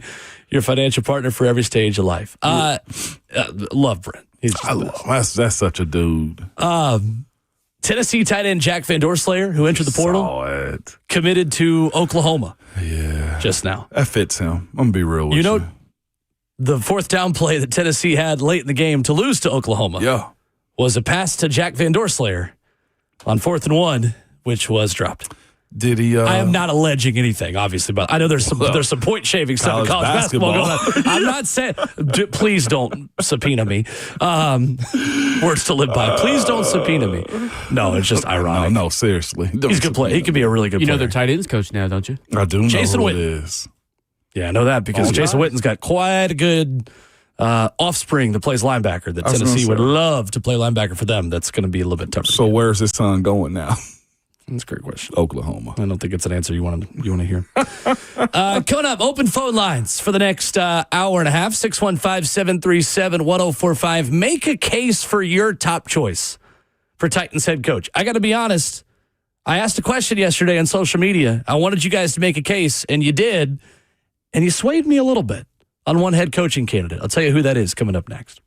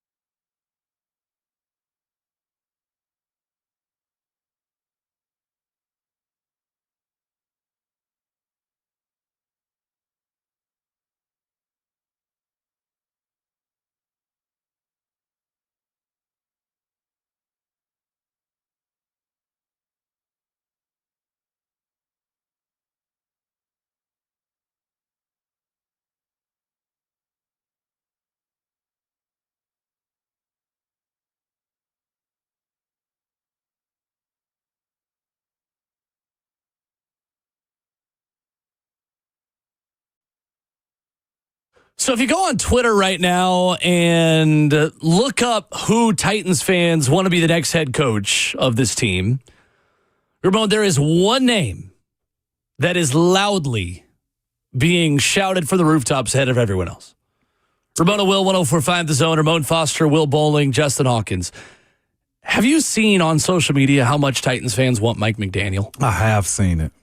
I think if you polled this fan base that's very online, maybe that's not the best way to take a straw poll. I'm just telling you, though, that in this way, There is a section of the fan base, Ramon, who loves Mike McDaniel. Is in love. Are you being convinced at all by them? Because I've got to be honest, I'm drinking a little bit of the Kool-Aid, a little bit more than I thought I would. Stoney had me a little bit yesterday, Stoney Keeley. Then I had to sit back and reevaluate and look at the entire situation. And I like what he could do as an offensive coordinator. I'm not sure as far as his team's concerned as a head coach.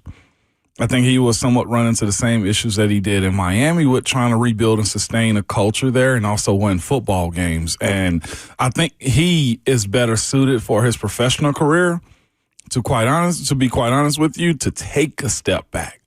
I just don't know if he's ready for this team and the needs they have, and also building a staff that's going to take this team to the next step, like legitimately, you know? And I'm not saying that he can't do it. I just question very hard if he can. I feel like I'm contradicting myself. Like, with how he was minus Vic Fangio as a team, I feel like that would be almost the same thing here, because here, who's his DC if he doesn't retain Denard Wilson? Like, where is he going to go as far as getting the skilled players to come in and play that style of offense too? Like, he's up against numerous hurdles and trying to incorporate his style of offense here in Nashville, Tennessee. I know Cam plays a huge part, and well, Cam will do it, but you also need the ability to bring in the right players for that style of offense and also have the patience to rebuild this entire franchise. So what are Mike McDaniel's red flags to you? Reps on the job, to be quite honest with you. Sure. And you can say that about a lot of people. Yes. He's had 4 years of head coaching experience, and I mean, that's more than the coordinators who haven't done the job, but it's about as much as Robert Saleh and Matt Nagy. And the incorporation of the offense working immediately. Sure. Those are my two red flags. I don't think he was a bad coach in Miami. He won a good bit of games there. But the way I view the level of maturity and the support staff that he had this past year, minus Vic Fangio and 2 years ago, it didn't bode well for him. Sure. That's where I'm at. Okay. This team needs a lot. And I think whoever's going to be in this position has to slow walk it and not immediately want success. It's going to be interesting. I think that if you were going to make a case for Mike McDaniel, there is one specific argument that I would give, and it's the argument I read a little bit more about and dove a bit deeper into yesterday. It's 2023 Tua Tagovailoa. It's the fact that Mike McDaniel had one season out of the 4 where he was the head coach of the Miami Dolphins, where his starting quarterback, Tua Tagovailoa, started all 17 games, where he started and ended the season. They went 11-6 that year in 2023, and Tua threw for 4,624 yards. I think that gets forgotten. Maybe not by the people that love Mike McDaniel, but maybe by the general Titans fan or NFL fan. Or me. Maybe it's just me, and maybe I need to raise my hand and say I was a bit too forgetful because of how bad Tua is now about how good he was in 2023. 4,600 yards, 29 touchdowns, 14 interceptions, completed 69% of his passes. He played 13 games in 2022, Tua. 11 games in 2024 and 14 in 2025. The red flags are still the management of a defense, the management of a staff, the management of an entire locker room. For someone who I do think is seen as a different kind of personality than what many NFL head coaches are. I'm willing to have an open mind about that. Again, I'm not in the room. I'm not interviewing the candidates. I'm not here to say that Mike McDaniel is a bad leader just because he's not going to go out there and put on a chest protector and do D-line drills like Vrabel, or look like he could win a street fight like Saleh, or bite your kneecaps off like Dan Campbell. There are different ways to coach and manage NFL locker rooms with today's player in 2026. So I went back and looked at that 23 season. I'm only box scoring because we ain't got no tape in front of us just to see how he did. That season, you're right, they won 11-6 on the season. Their losses, though, is where it becomes, okay, is it the system? Where is his support at as far as getting over the hump? Because that year, those losses were, now, this is the bell of the ball, though, right? Lost to the Bills earlier in the season. Lost to Philly, really good defense. Kansas City, they lost to. The Titans, they lost to that year on Monday Night Football, 28-27. And here's where it becomes more problematic for me. They lost to the Bills in Week 18 again, 21-14, another good team. But against a good defense with a quarterback and a good defense also, the Baltimore Ravens, in that Week 17 matchup, they lost 56-19. On top of going to the playoffs again against that 2023 Kansas City defense, and they lose again. Now, when I say, like, I think he needs to reevaluate his method and how he plays or coaches and manages a team, like reevaluating that 2023 season. He never corrected it because Vic Fangio left. What I'm saying is I felt like that season, just on the surface level of what they were at 11-6, they beat the bad teams, which you're supposed to. But as far as what this team needs, as far as a mindset, a mentality, a culture of winning every game and beating good competition, he's yet to improve that. Sure. Agreed. And I do think, too, there is an element of that Miami team, and it's not totally fair because that 2023 Miami team led the league in yards per attempt rushing and rushing offense. Maybe it's just the fact that Tua is their quarterback. Maybe it's just the fact that they're Miami and they looked really cold.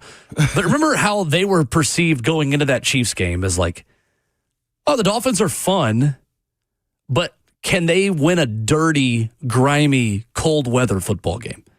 That, again, I'm saying, as I preface this point, that's not totally fair. Yeah. Because they could run the football that season, but down the stretch, when the weather got cold, I did not perceive them to be a very tough football team. Makes sense. Perception can sometimes be reality.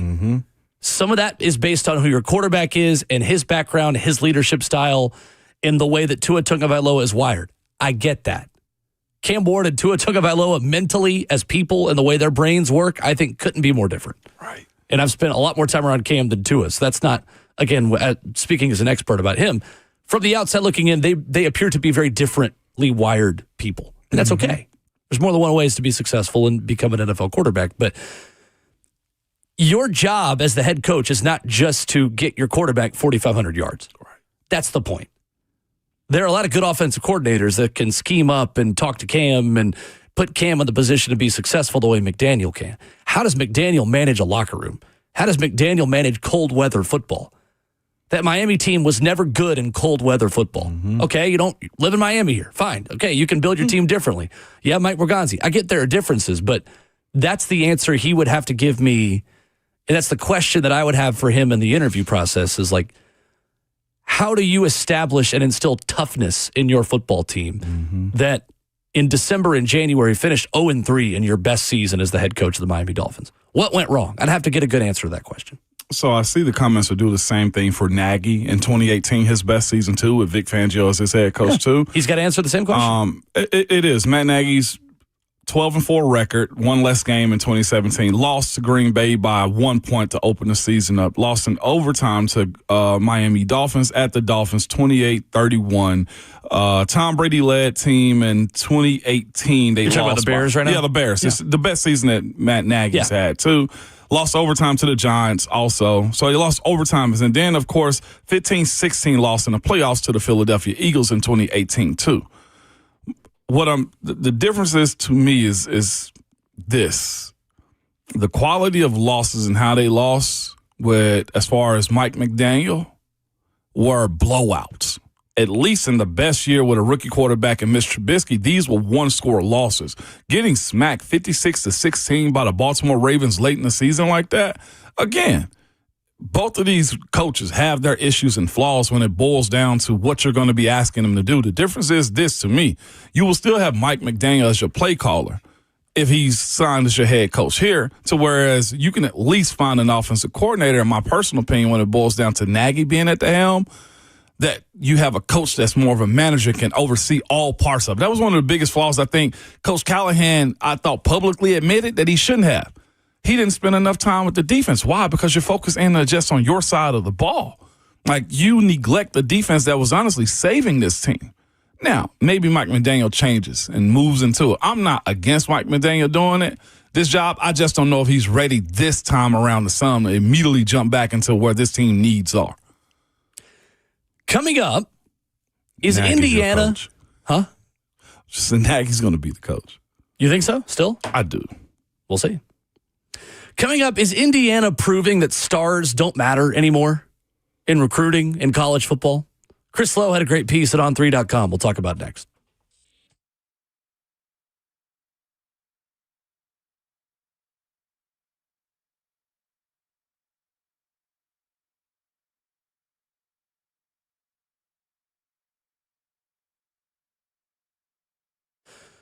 What's up? It's Will Bowling. Guys, I'm here to break some news to you. We're within a month. Valentine's Day. Yep, I know we just got done with the holidays. It's time to start thinking about that next gift. We are within 30 days at this point here through mid-January. Brentwood Jewelry is the place to go. Exceptional style, exceptional deals. Family owned and operated for over 50 years. That's what Brentwood Jewelry has been. They've been proudly serving the Brentwood community with exceptional style, exceptional deals every day. Family owned and operated, spanning 3 generations. You walk in the door, you can tell instantly that you're going to get that kind of experience. Finding a gift, finding a ring, necklace, earrings, watches for guys as well. The Imamali family is going to take care of you. They're dedicated to giving back in a time that is imperative to support local. Shop Brentwood Jewelry, 7012 Church Street East, located in the heart of Brentwood, just off Franklin Road. Check them out online at BrentwoodJewelry.com. That's Brentwood Jewelry, exceptional style, exceptional deals every day for over 50 years. Online at BrentwoodJewelry.com.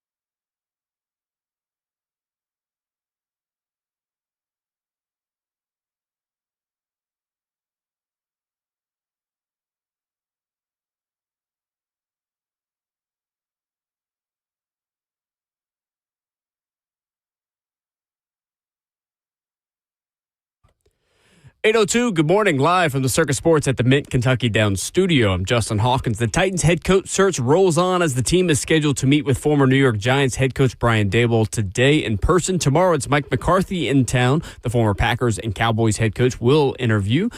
Then Sunday, the Titans will wrap up the first round of interviews with former Cardinals head coach Jonathan Gannon in person. And then via Zoom, it's 49ers defensive coordinator Robert Saleh wrapping it up. Second round interviews are expected to start next week. In other NFL news, 49ers head coach Kyle Shanahan ruled out linebacker Fred Warner ahead of their Saturday night game against the Seattle Seahawks. It's a divisional playoff round. Also for the Texans, their number one wide receiver Nico Collins, who suffered a concussion, did not practice yesterday. He remains in concussion protocol, leaving his status in doubt for Sunday's game against the Patriots. And for the Seahawks, despite a questionable status for tomorrow night's game against the 49ers due to an oblique injury suffered in practice yesterday, quarterback Sam Darnold says he expects to play.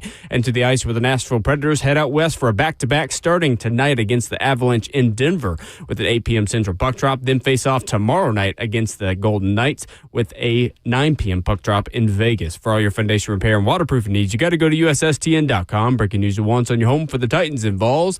This is 104.5 The Zone.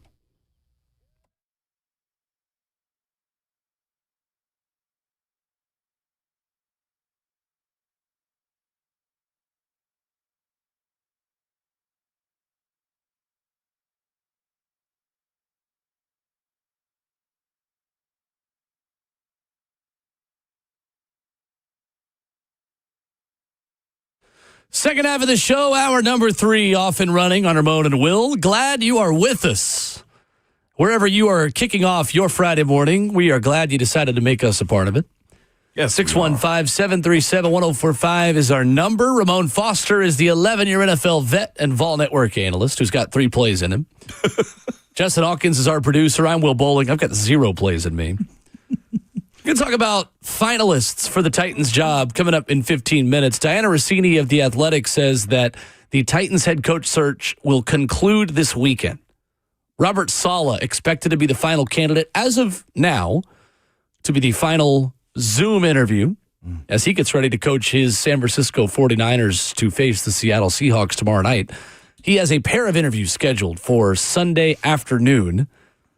Rossini says that in-person interviews are expected to start on Monday. We'll talk about who second interview candidates could be as we move forward here in hour number 3. For Ramon, Chris Lowe had a piece that I loved at on3.com about the stars that matter to Indiana being the ones they've developed, not the ones that they recruited out of high school. Is Indiana proving that stars don't matter in high school recruiting anymore? How are they doing this? Because on paper, they are the major outlier to the other national championship winning teams in the recruiting rankings that they had leading up to their national championships. You got to throw age in there because everybody's made that a big talking point to us about how old and mature they are as a team. Now, what I'm getting from that, though, too, is the age side of it, is commit yourself to the actual players. Commit yourself to Kurt Signetti bringing all of those JMU players over that he helped develop, that understand his system, that know what his expectations are. This is the payoff. This is where, before the portal became crazy, this is where Nick Saban dominated. Stacking guys up, keeping them in your system, making them believe in you, and submitting themselves to the team. We're being robbed of that right now in college sports. I love the idea that we can go buy a jersey now with a player's name on it and it goes directly to them, but that player may be gone next year. I don't know what the retention side of like coaching needs to shift to, but to your point about you getting a 3-star that's got a lot of room to grow and you maximize his college career, that's what college was supposed to be about. So, yeah, I ain't going to say stars are overrated because you need high-caliber athletes. I'm taking all the stars I can get when it boils down to it, right? There's an expectation that's attached to those stars. But coaches, I'll never forgive a coach for crapping on a player and saying, you can't play here, because it's your job to coach and develop him. It's your job as a staff to find the right strength and conditioning coaches to make those guys go from 200 pounds to 225 within a year. And that's what Curt Cignetti looked like he's doing. And that's the other part, too. And instead of just, filling up your team with a lot of players and a lot of stars, find who has the mentality that you're looking for. That's the other side, too, I think. Mm-hmm. When you go lower in stars, guys got to have a different mindset in how they're going to survive college. So all 20 of the past national champions, according to the Rivals industry rankings, Ramon, have had at least 2 top 10 signing classes in the 4-year window of their national championship season. For perspective on this, in the last national champion, Ohio State, their 2024 national championship roster included the number 4, 4, 4, and 2 classes in the country out of high school. Wow. Oregon, the team that Indiana just pantsed on national television, 56-22, has 5 5-star recruits and 61 4-star recruits under Dan Lanning the past 4 years. On all 6 of Alabama's national championship teams under Nick Saban, Alabama had the number 1 overall signing class at least twice in the 4 years leading up to their championship seasons. So when we talk about Curt Cignetti replicating the Nick Saban pathway, Nick Saban was process-oriented, details, don't listen to the rat poison, the way that he coached, but he was also coaching some of the best athletes in America as he was doing that. And at the end, Curt Cignetti had, this is a crazy statement, but it's true. I think it's true. Curt Cignetti is better at the Nick Saban method in the portal era than Nick Saban was. That's why Nick Saban's not coaching anymore while he's on game day. Because at the end, Alabama under Nick Saban looked a lot like it does right now under Kalen DeBoer. Penalties, not as good on the offensive line. Mistakes that Alabama teams didn't used to make, because it's harder to keep your 5-star that you recruited out of South Florida to wait for 2.5 years behind Jalen Waddle and Devontae Smith and wait their turn, because that guy's transferring now after 1 or 2 years of the program. Indiana's last 4 high school signing classes, Ramon, 53rd in 2025, 60th in 2024, 59th in 2023, number 29 in 2022. I am stunned that they are as good as they are with the high school recruits that they have on their roster. And I can't explain it. There's not just one thing. It is the best coaching job, I think, in my lifetime. And I know I've not been alive all that long, but it is genuinely stunning what Curt Cignetti is doing at Indiana. Do you think his going down in a level and branching out from Alabama, going to JMU, or was it IUP, change his perspective on how to coach players? IUPUI, right? Or something like that. I don't know. Indiana University. Elon Pittsburgh was another one. Yeah. But like his appreciation for the development, his appreciation for spotting talent 100%. has to be, a skill when you go down. And it's a good question, because I think that has been the recipe for a lot of Saban assistants. Mm-hmm. When Saban assistants go straight from his staff to a P4 job, oftentimes those are the ones that have crashed and burned the most.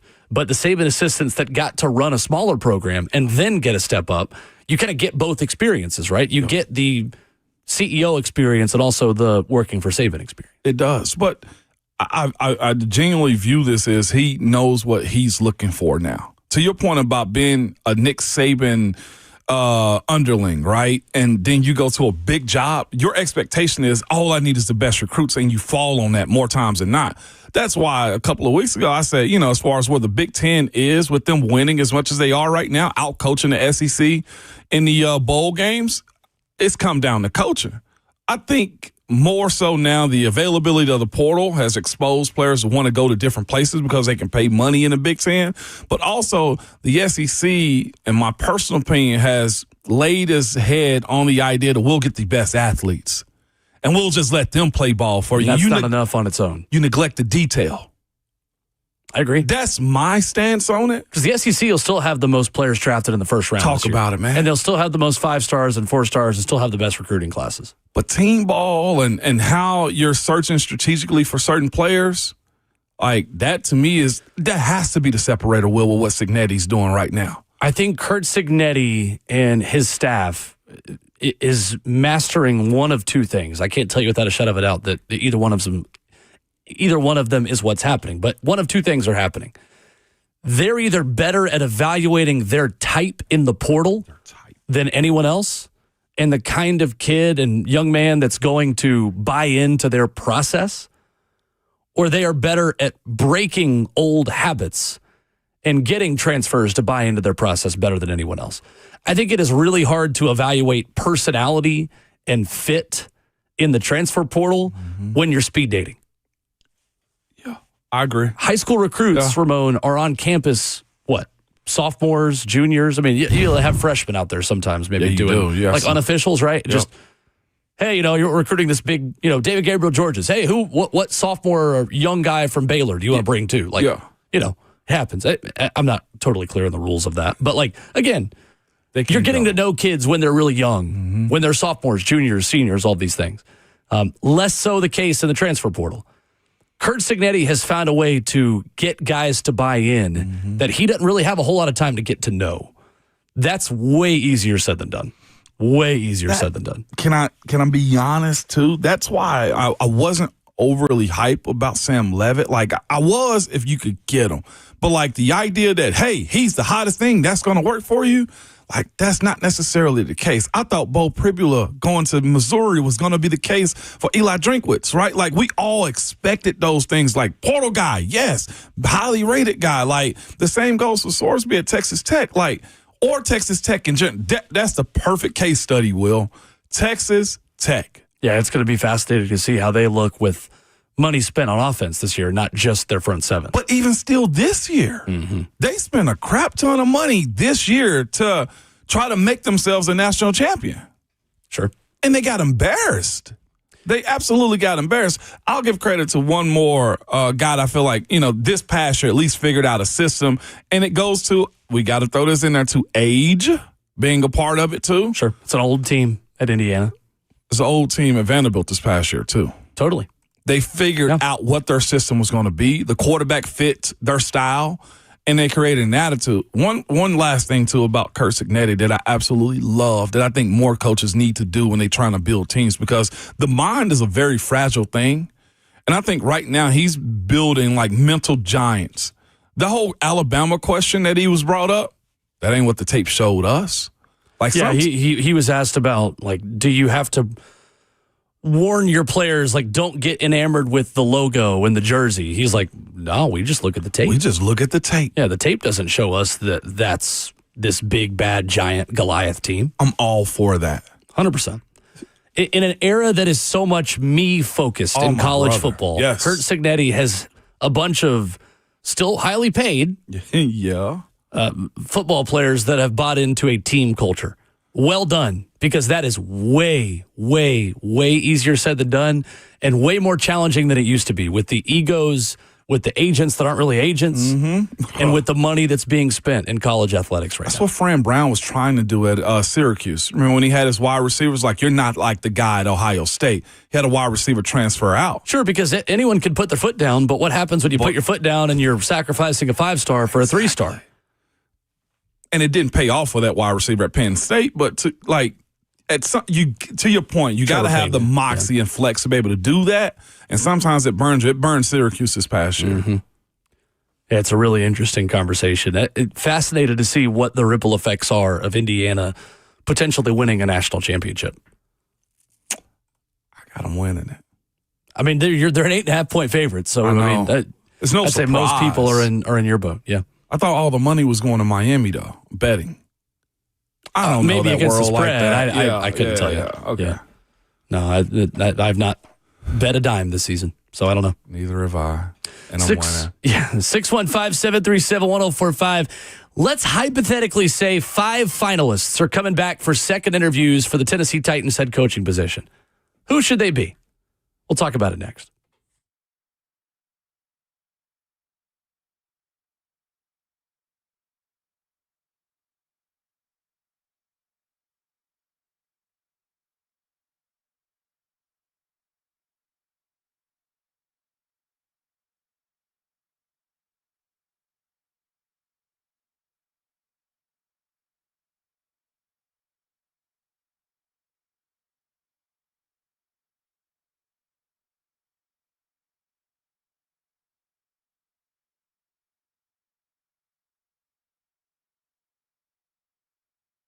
It's Ramon Foster for Hiller Plumbing, Heating, Cooling, and Electrical. Yes, they service all of those categories when it comes to your house, man, because nobody likes dealing with a plumbing, HVAC, or an electrical emergency at all. You don't know what it will cost you if it get fixed right, or sometimes they're just trying to sell you something you do not need. I know this personally because I use Hiller, man. When you call them, the experts are going to solve your problems quickly, whether it's a plumbing, heating, cooling, or electrical emergency, man. And the price you told is the price that you'll actually pay. There are no hidden fees or surprises when you get your bill at all. They've been in business for over 35 years and are family owned and operated. Their techs, very professional, experienced, and trustworthy, and all background and drug screened as well. And when they're on their way, you'll receive a photo of the tech and a link to track them in real time, so you're not sitting around wasting your time. They believe in 100% satisfaction guarantee of happy you'll be, the service is free. If you're not satisfied with the work that they've done on your house, they'll try all they can to fix it or just simply give you your money back. Listen, book more like Hiller. To book like Hiller like I do or learn more about them, simply visit the website at happyhiller.com.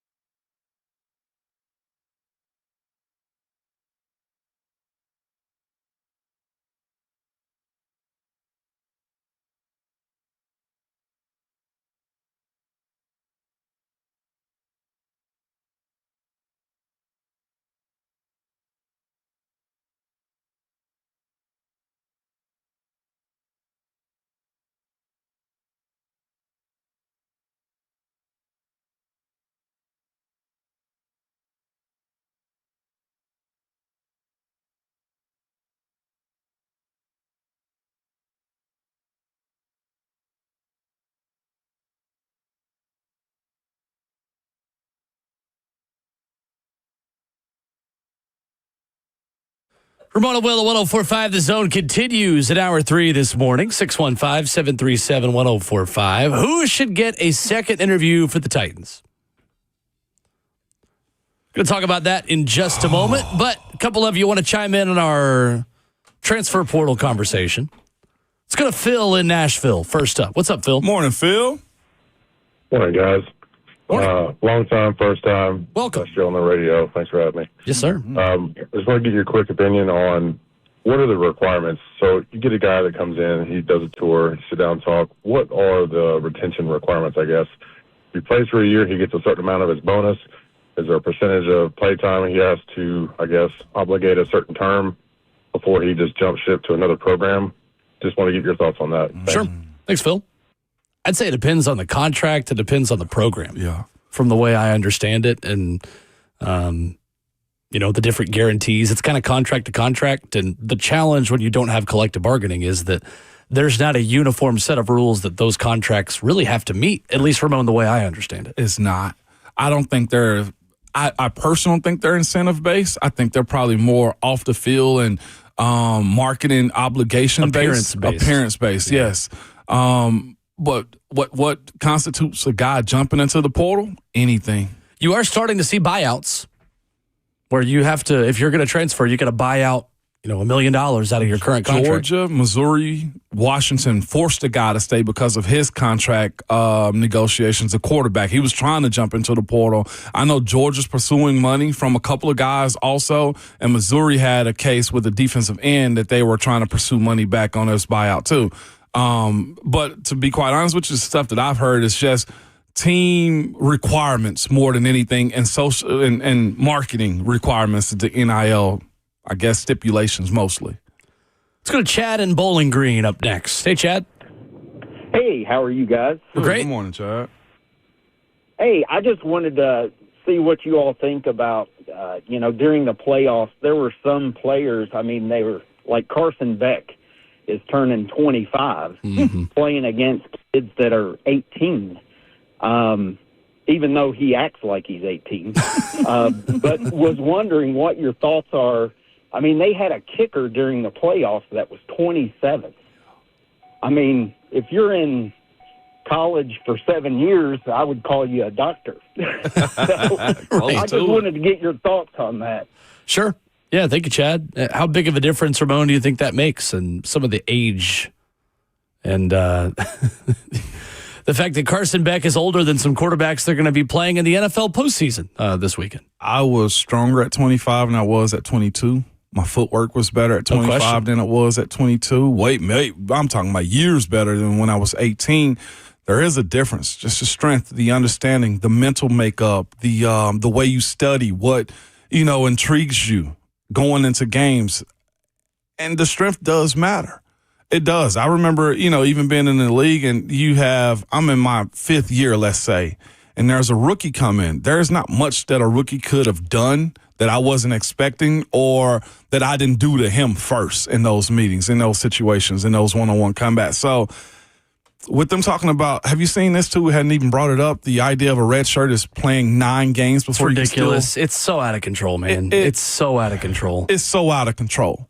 And it's going to have to be, and I hate to say this, it's going to have to be something, I think, catastrophic that happens with somebody that's 25, 26 against an 18-year-old that really probably stops this type of stuff from happening.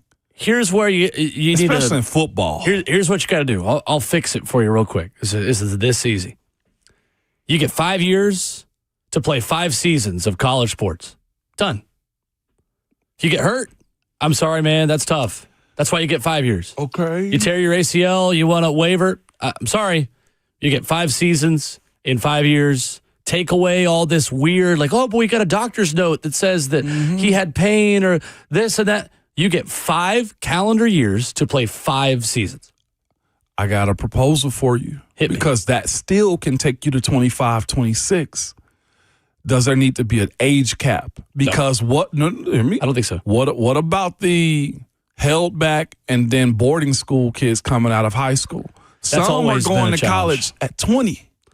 Well, and I think you do open Pandora's box. That's the only question. That's always like BYU football has that littered through their history with the missions. But that was a one-off team. Not every or 30, 40 teams doing it. Then are you going to give a religious reasons exemption for this? Because then BYU is going to be like, well, wait a minute. I don't know. And then again, you have the Australian kickers and punters who are coming in and saying, well, hang on a minute. Just because I'm older, I can't play college football anymore? Because then that's antitrust. That's like, well, then how can you prove that my client can't make money just because they were too old? My point is that's going to get challenged in court too. This is why collective bargaining is critical. You have to have the ability to write and set your own rules that players collectively bargained and agreed to. That way you can make up whatever you want. Because then maybe we could start having that conversation. Because I don't think the 25-year-old is leaving college football or sports in general moving forward, though, to that point. Especially if they're proposing you get 5 flat years, too. I'm not knocking it, but there are some kids that are going into their first semester graduating high school at 20 years old. Yeah. And again, that's how the game is being played right now. The older, the better for some coaches. Sure. It's true. It is it is a Pandora's box that partly got open out of our control because of COVID and partly got open because of name, image, and likeness and incentivizing athletes to stay in college and not go pro. And coaches trying to preserve their jobs. Always. It's such a mess. Such a mess. It is. Well, then let's leave that mess behind then, shall we? Let's talk about the Titans head coach process. Let's hypothetically say, Ramon, there are 5 second interviews given in person. Okay. Out of the names that we have linked to this search, who you got? Who are you calling back? When you put the callback sheet on the theater door, who's getting called back for the part of Tennessee Titans head coach? Number 1 on your list, most likely to get a call back is who? Stefanski. Okay, Kevin Stefanski first. Why does he get a second interview for you? You look at what he's able to do in Cleveland, the management of that team, and I think removed from the mess with a linear organization, he could be a good head coach. So my list is a prediction of who I think will get a second interview, and Kevin Stefanski is on my list. Okay. I am curious how they operate in second interviews with people who have already been here meeting with them in person. From the knowledge that we have and what's been reported, it sounds like it has been football people minus ownership that has met even in person with some of these candidates. Mm-hmm. I can't say that 100% sure. I've not been in the building, and obviously none of us have. And they've been pretty closed off on that process. But I would assume, again, assumption, that Amy Adams-Strunk will join the in-person part of the second round of interviews. I'm curious what that would look like for those who have already met with them in person, Ramon. Because Kevin Stefanski, for what we know, has met in person with Titans brass already. Do it again. Mm-hmm. Absolutely. Just add ownership to the process and maybe say, hey, here's Cam. And ask the more in-depth questions, most definitely. And your coaching staff at that point, too. Because I feel like you wouldn't have to reveal that earlier on. Mm-hmm. But Stefanski gets it. Matt Nagy gets it. Nagy, we don't even need to go through the reasons. That one feels pretty obvious. I've got Nagy on my list as well as someone who I think is certainly going to get a second interview. Mike McDaniel, just to see what his plan is the second time around. And he's been in person also. Mm-hmm. Mike McDaniel's a part of it. Also on my predicted list. Spagnuolo. Really? I would put Did him not in have there. him on my list. Just the mind of his. And I think it's proper, to be quite honest with you. Is McCarthy? Did McCarthy get it? No, he did not. Mike McCarthy will get what? An interview. Yes, tomorrow. Mike McCarthy. Brian Daboll's today, Mike McCarthy tomorrow, Robert Saleh Sunday. McCarthy rounds it out for me. Okay. How do you separate strong candidates from coordinator options? First of all, you don't have Robert Saleh on your list. I'm a little surprised. No, take Spag off and put Saleh up. Okay. That's on me. Okay. We know Matt Nagy's a strong candidate. Besides Nagy, who are the prime candidates on that list for you? Or are all 5 of them prime candidates you think could get the job? Stefanski, being honest with you. Saleh, Stefanski. So if I was giving you Robert Saleh, Kevin Stefanski, or Matt Nagy against the field, you'd feel confident one of those 3 guys is going to be the next head coach of the Tennessee Titans? Yeah, I do. Why don't you feel that way about Mike McCarthy?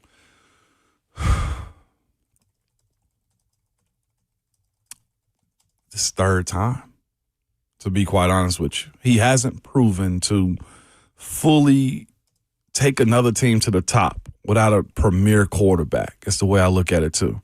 Not to say that it's his fault for he and Aaron Rodgers not getting to the next level, but they didn't. Dallas didn't take deep races into the playoffs either. Did he stabilize them? Was the offense good? Do I think he fixed as much as he possibly could of Dak Prescott? Yes, Dak had his best years, I feel like, under him, too.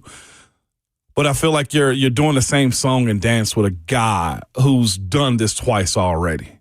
And Jeremy Fowler, who we had on here, has brought that up to my attention. He didn't get fired per se. They just chose to go in their separate ways when his contract expired in Dallas. Mm-hmm. Yeah, I don't think he's a lame duck this time around. But you've done this already in 2 separate places, and nothing's netted a Lombardi out of it, especially with the support that you thought Dallas was trying to give him, and the players and the brand that they are too. It is interesting talking about Mike McCarthy because he and John Harbaugh, again, on paper doesn't mean everything, but I agree. The box score scouting of their own wins and losses are very similar. 1 Super Bowl record of 174 and 112 for Mike McCarthy, winning percentages that aren't significantly different. The difference is that John Harbaugh sustained that success at one place, that Mike McCarthy had to kind of restart at a different place. And by the way, Mike McCarthy had a guy named Aaron Rodgers who he coached for, a decade. And got great years out of Aaron Rodgers, MVPs and everything else. That's the challenge for me on McCarthy is I can't tell you without a shadow of a doubt that Mike McCarthy wasn't a part of the reason why Aaron Rodgers ended up being good. Like, it's not just that Mike McCarthy was given Aaron Rodgers. What I would need to hear in the interview process is how instrumental were you in the reason why Aaron Rodgers was good?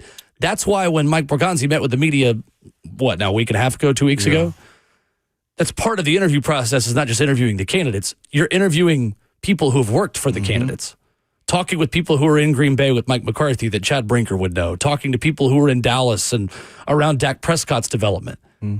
Was this guy just always going to be successful, or how much did Mike McCarthy contribute to their success? It's the same question you're asking people around Matt Nagy about his connection to Patrick Mahomes. Absolutely. It is, I think red flag is a word with 2 words with negative connotation.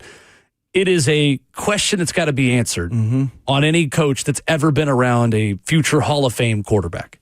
What was your role in this guy becoming what he was? Or how much of this was this dude's just got an insane amount of talent? Can we go the opposite direction? I think with Stefanski, you have to almost ask, well, how come you couldn't make it work with the quarterbacks that you had in Cleveland? Totally agree. Like, I know Deshaun's had injuries. Why were you 9 games under 500? Yeah. It matters. Was it you? Was it the organization? What were your flaws in this too? And I think it's important for guys like him, specifically Stefanski, to be very brutally honest with himself and about how he would approach working with Cam Ward. People really have strong opinions on Kevin Stefanski. Yeah. Maybe I am being too lenient on how hard I think it is to coach the Cleveland Browns. But Kevin Stefanski's winning percentage from 2020 to 2023 with 2 playoff appearances is the highest winning percentage over a 4-year stretch in the Cleveland Browns organization since the late 80s. 86 to 89 was the last time that a coach had the winning percentage that Kevin Stefanski had in Cleveland. The question we've got to have answered about Stefanski, Ramon, is how instrumental were you in drafting some of these guys that just didn't end up being very good? It's true. Because we've talked about that with Arthur Smith in Atlanta. Hey, you didn't make it work with Desmond Ridder. Was that your guy?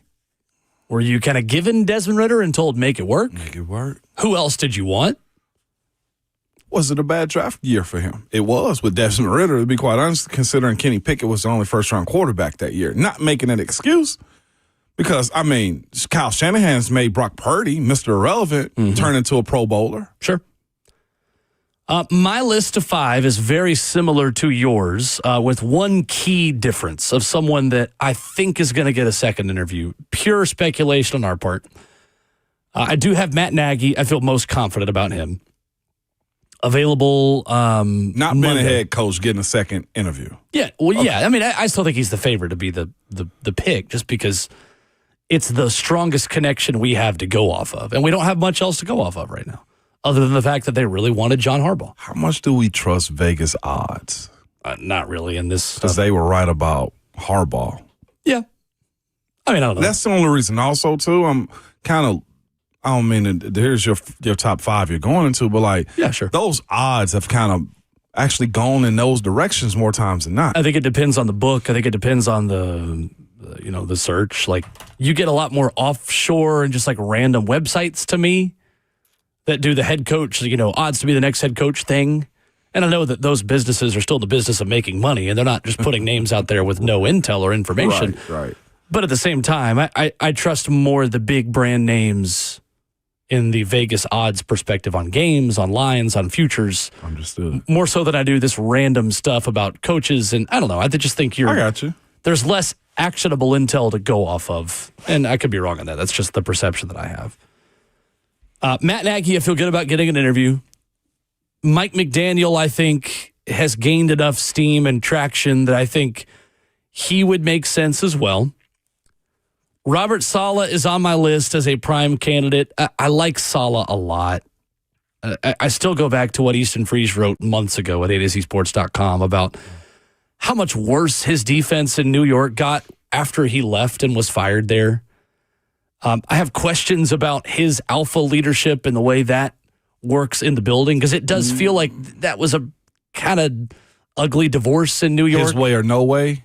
Yeah. Okay. How much of that is just because that is a tough building to work in New York, and how much that's because Robert Saleh is maybe a difficult guy to work for? I don't know.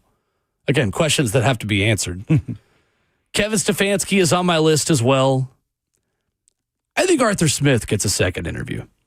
Really? I know the last time we saw Arthur Smith wasn't pretty.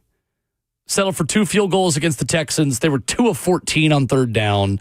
Outgained 408 to 175. I'd be very surprised to see Arthur Smith hired as this team's next head coach. The only reason I think, Ramon, he would get a second interview is A, he's going to really want the job because I think this is home for him and this is a building he worked in for a long time. That's true. But 2, I think it would make sense for the Titans to bring him in and learn more about when you were here and when things were good. Because he was here for a long time and he saw things that were good and bad over multiple staffs. He grew up here, right? Like 100%. In the building. I think it's fair to ask Arthur Smith more questions about what did you like or not like about being here from 2011 to 2020. When you've seen this building working in a way that makes sense, working in a way that was successful, that was firing on all cylinders, maybe when you were here under multiple coaches and things weren't going well. Why? What do you like about this place? What does this place mean to you?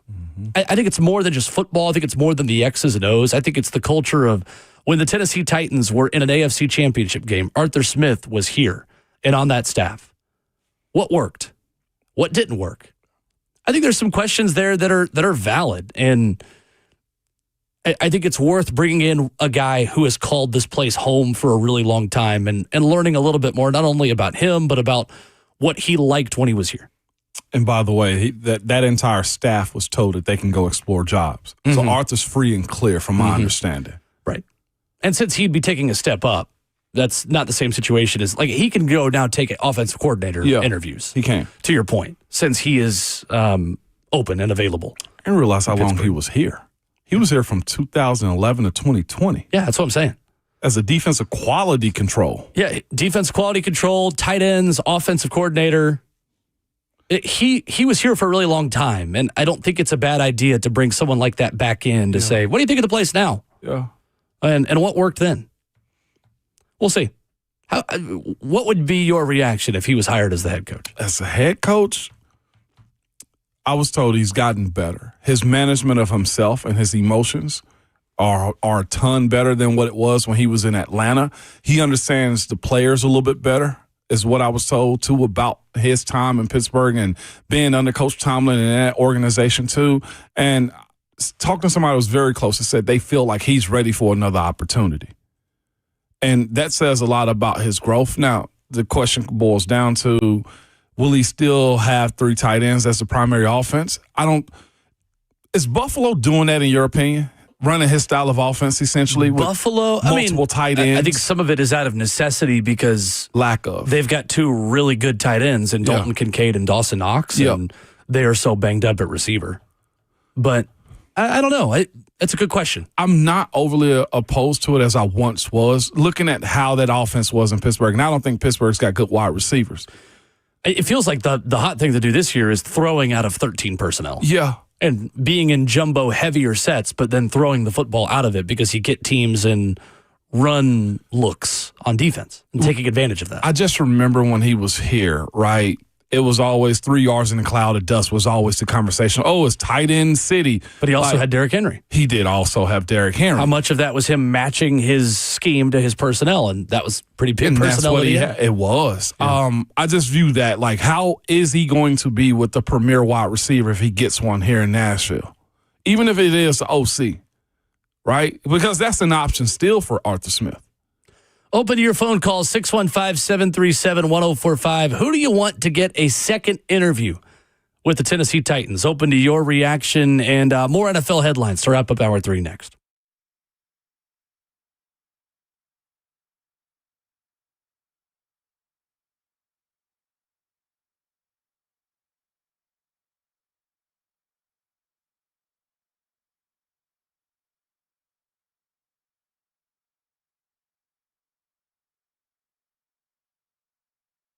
What's up? It's Will Bowling. Maybe you made a resolution in the month of January to take better care of your hearing health. Maybe you got done with the holidays and it was a son or daughter, maybe a grandkid, a friend who told you, hey, you got to go get your hearing checked. You don't hear as well as you used to. Brentwood Hearing Center can help with that because maybe you were at the holiday party in December and realized crowded rooms, crowded restaurants, I can't hear anything. Well, Brentwood Hearing Center has the best technology on the market, and here's what sets them apart. They're going to get to know you. They're going to sit down with you. One of their doctors of audiology will understand where you work, the environments you're having the most trouble hearing, and get you a solution to fit your needs. Not someone else's, not something you just get out of the box, but something tailored to your specific hearing challenges. 615-377-0420 is the number. You can visit them online at BrentwoodHearingCenter.com. They're going to get you off the sidelines and back in the game with better hearing. Online at BrentwoodHearingCenter.com, 615-377-0420. Brentwood Hearing Center, better hearing, better life.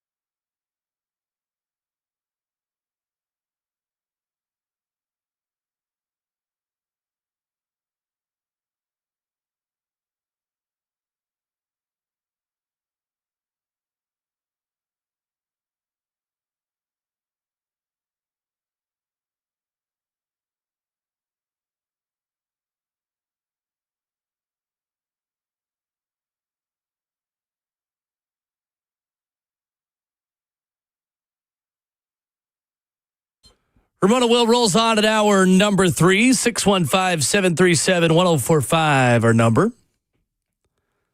Talking about Titans coaches who could get second interviews and mentioning Arthur Smith as maybe someone who could be brought back in for a second conversation. Ramona made a comment about the style of offense Arthur runs. Yeah. Does he get unfairly judged for his offense not being as sexy as others? And for me, yes. And I think anybody facing him, yes. But here's the thing about facing him. You're going to have a long friggin' day trying to stop him if he's got the right components to the offense. Like the style of ball that he played, I felt like even in Atlanta, here in Nashville with Derrick Henry, and in Pittsburgh is run, play action with the tight ends, and boom, like next thing you know, he's in the end zone. But it sputters because when the run game isn't working, like where's your flair? Where's your downfield presence? Or is it because Roman Wilson didn't work out at wide receiver for him? Is it because DK Metcalf was spotty at time and had drops? Is it because, he had to cultivate an offense for Aaron Rodgers going into year 2? Is it because Bijan Robinson was, his calling card? And, you look at every scenario that he has, and he had Desmond Ridder as a quarterback, but it's not an offense, I feel like, that scares you unless everything's hitting on every cylinder. Like, I felt like I told you in the break, like, I felt like I was hating on the tight ends because he overuses the tight ends often. It's close to the line of scrimmage more times than not. Not every team has a George Kittle, right? But with the right makeup, they won the AFC North with a 42-year-old quarterback. And he's gotten Pro Bowl and all-pro guys in his offenses. Kyle Pitts is a Pro Bowler. Bijan Robinson is a Pro Bowler. He's garnered this type of stuff, but I feels like there's a low ceiling with how you can attack a team with it. 25th in total offense, Pittsburgh this season, but 15th in scoring offense.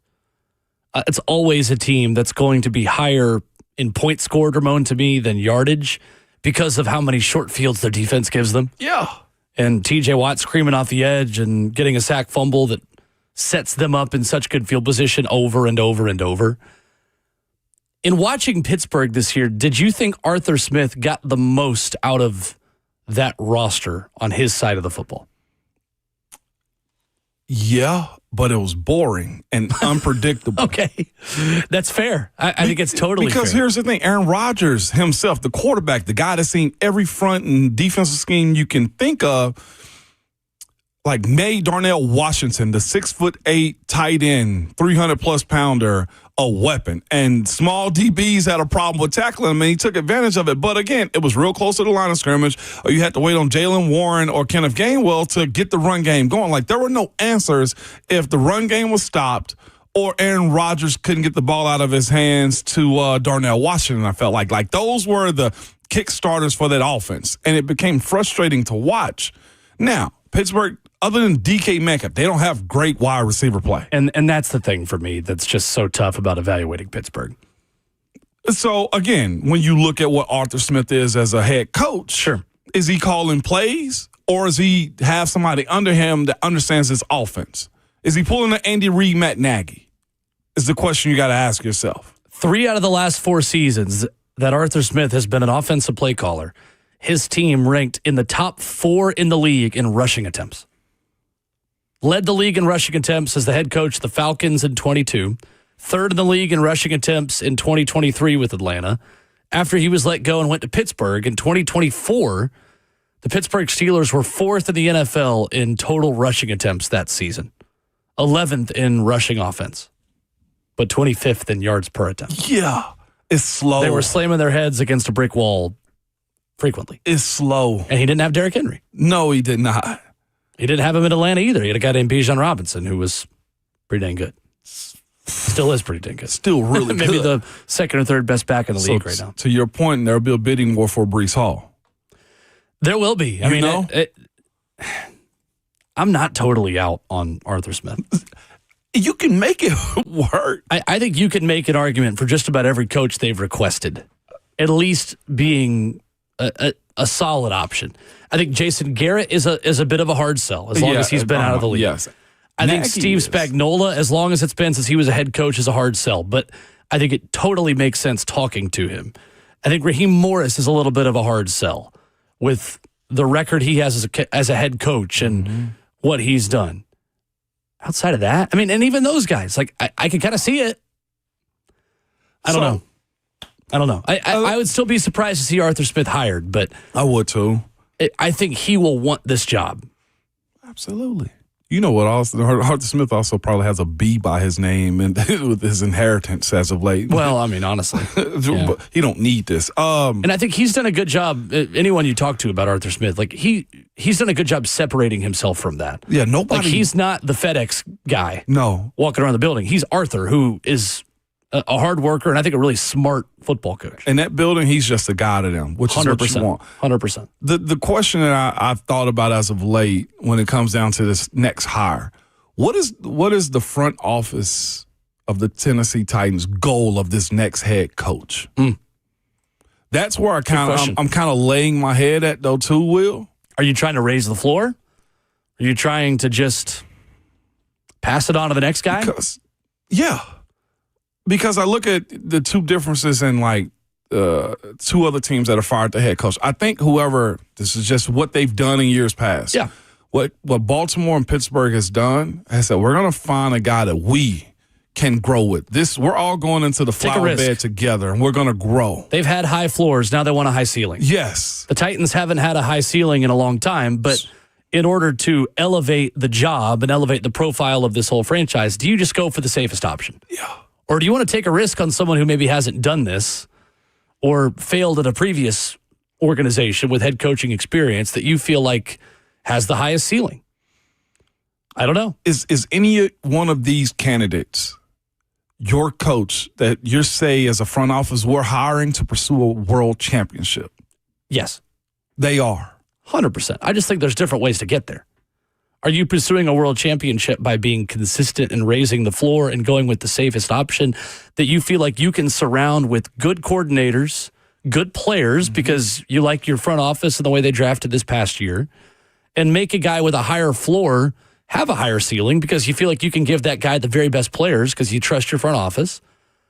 Or do you want to pair up that front office with a guy that you feel like could crash out and might not be able to do the job, but might just have the potential to be a superstar? Either way, you're trying to win a world championship.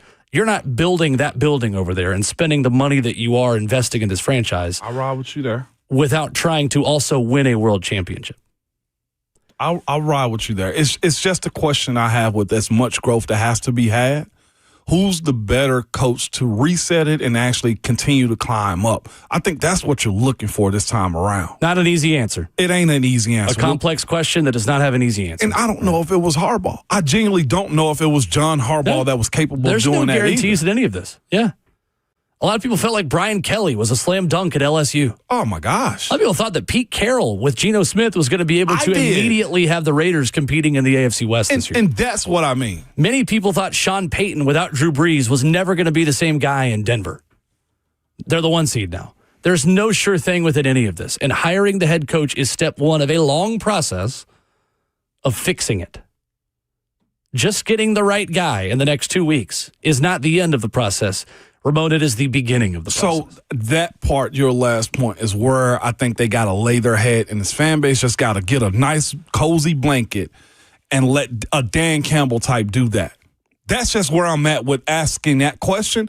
Are you willing to have 2 or 3 lean years with your guy? I know. Because we just tried to watch it be attempted with Brian Callahan. Of someone maybe who's not been a head coach before, not knowing when to challenge. Yeah. Having time management mistakes at the end in a 2-minute situation, or someone who has been a head coach before making some of the same mistakes.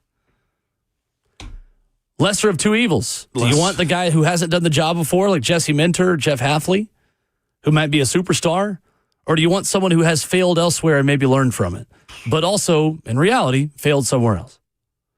Here's the other headline I have for you here that we'll get to because I told you we had other NFL headlines. No, you're good. Don't ever apologize for going on a tangent. Jordan Reed, ESPN. The top-end talent in this year's draft class is lacking, but the depth at corner is fantastic. Plenty of stars and eventual contributors to be found. 2 Tennessee guys on this list, Tremont McCoy and Colton Hood. Music to your ears. If you are the Titans front office and if you are a Titans fan, you picked a good year to need 2 corners in the draft, Ramon. Very good year. Anyway, that was just quick.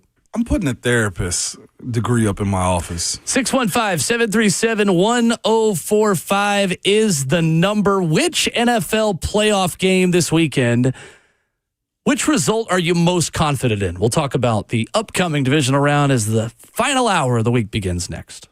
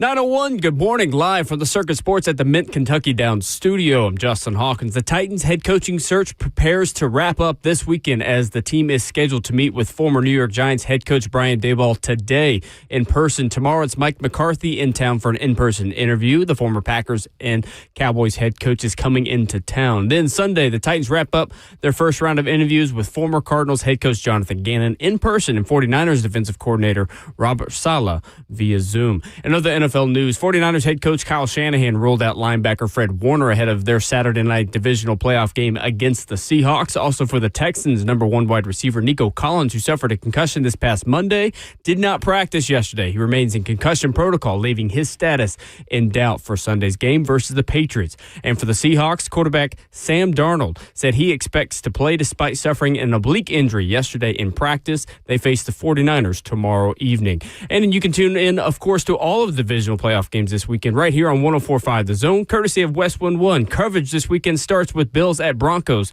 tomorrow at 2:30 p.m. Central Time. Then to the ice tonight where the Nashville Predators head out west. They'll face off with the Colorado Avalanche in Denver with an 8 p.m. Central puck drop. And then tomorrow they'll face off against the Golden Knights in Vegas with a 9 p.m. Central puck drop. For all your foundation repair and waterproofing needs, you got to go to USSTN.com. Breaking news at once on your home for the Titans and Vols. This is 104.5 The Zone.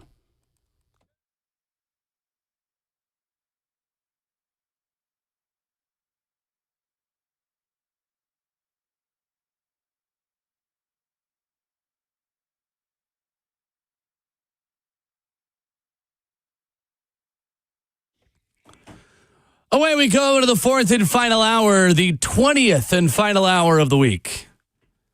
When you put it like that, it sounds like a lot of talking. Mm-hmm. It flies by to us because we're having fun. Glad you are with us. Glad to be here. And glad to have Ron Slay in the mix in 15 minutes. Yay. We'll talk basketball. We'll talk life. Talk about, I don't know, whatever Ron Slay wants to talk about. Whatever he wants. Some big matchups this weekend in the SEC. Huge matchups. Vanderbilt, Florida, Tennessee, and Kentucky. See, Vandy fans, you happy? I said you're first. And another one also, Vandy's women's basketball team against Mississippi State last night. Mississippi State pushed them, man, and Michaela Blake's 38 points. She's unreal. We had them Still in the undefeated. oh, by the way. Hit me. Can I throw an egg at somebody, man, because he keeps doing this?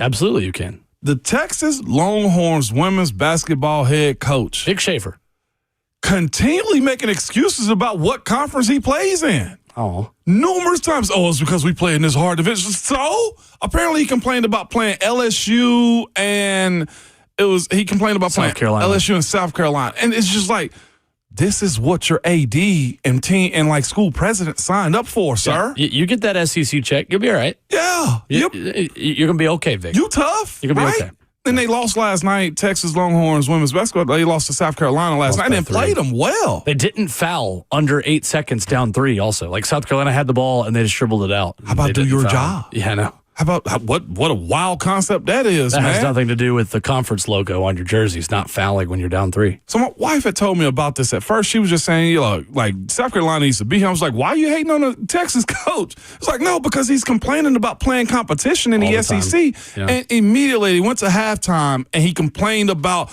this is such a rough schedule. Sir, y'all have a nice NIL down there in Austin, Texas. Like, get your game up, man. Like, this is just the conference that you're playing in right now. Mm-hmm. Yeah, I'm with Emmy. He should have checked the schedule. Like, what are we doing here? Crazy. Yeah, but Vandy's women's basketball team undefeated again. Mississippi State pushed them. What's her head? Cause Shay Ralph. Shay Ralph. She talked to trash last night too on the post game. Really? Loved that. Oh, I didn't see that. She talked to trash a little bit, man. She's just saying, like, listen, everybody gonna press them, and they need to be ready. She was in her bag. I like it. When you're undefeated, you can say whatever you want. Do what you want when you popping, baby. Bills at Broncos, 49ers at Seahawks on Saturday, Texans Pats, followed by Rams Bears on Sunday. Ramon, which pick do you feel best about? Which game do you see the most clearly going the way you think it is this weekend? The game that I picked, Texans Pats. I think that defense is going to get after them. Which defense? The Texans defense. I think with having a rookie left tackle, seeing this nonstop blitz of what Will Anderson Jr. and Daniil Hunter, and also the interior part of that defensive line, on top of the linebackers can know how to stay home. Or maybe I'm just, recency bias with what they did to Pittsburgh. But I got to give it to Henry Toto and Azeez Ashar. Side to side, they're good. Watching that defense, like they're never in a bad position. Now, the Patriots have had a good week of prep, so we'll see. I feel the opposite way about the same game. Do you? This is the game I feel most confident about as well, going New England's way, because I trust Drake May to meet the moment against the Texans defense.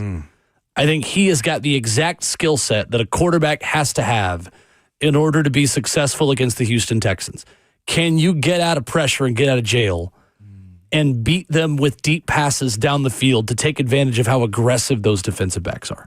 I like this. They sit on everything, those Houston DBs, because A, they know the rush they have in front of them, and B, they're pretty dang good at playing corner and safety. That's true. And all those guys. I mean, from every level of that defense. I think Drake May is accurate enough downfield and such a precise downfield passer. I think he's going to have some big explosives in this game because he will be able to escape the rush and find somebody open. Or just run.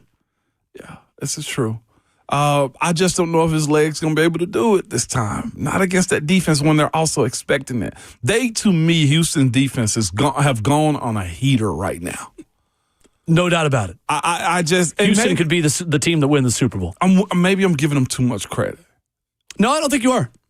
There's a component of it in myself just watching them do what they did last week. Just said, this is a team to watch.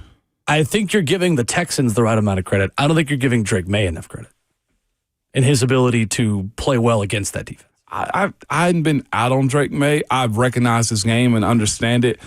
I guess it's with me, Will, just having to see it is all it is again. Like Drake May just got to show me again. And I'm worried about Will Campbell. Just a little bit. Very fair. I think Moses on the right tackle, I think he's fine. But yeah, I'm worried about that one. Who are Titans fans cheering for in this game? Who? Mike Vrabel or the Texans? Vrabel? Easy answer. A tie. You got to pick one, Justin. Pick one. Of course you can't tie. Nope. Pick one. Not in the playoffs. Who you got, Justin? I genuinely don't know. As a Titans fan myself, I don't know who I'm really rooting for. Nobody. I think it's Vrabel. I go against Vrabel. You go against? Yeah, so you're a Houston lover. Okay. All right. You know what? You need to leave. You're a Houston lover, man. Go outside, nerd. I will in a minute. Who you going for? Me, I picked Houston to win this one. Vrabel lover. No, I'm not. He said he's picked Houston. Houston lover. Not necessarily. I just recognize game. I think this time of year, everybody love everybody, right?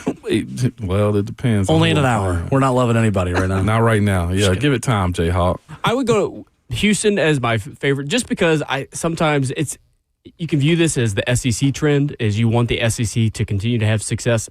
It's AFC South just to have continued success. I have nothing against Houston, per se. I like their defense.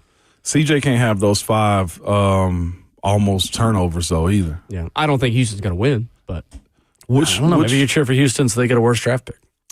That's true, too. The matchup with the worst feel is most definitely the Bears and Rams, though. Yeah, I'm with you. I have no clue on that game.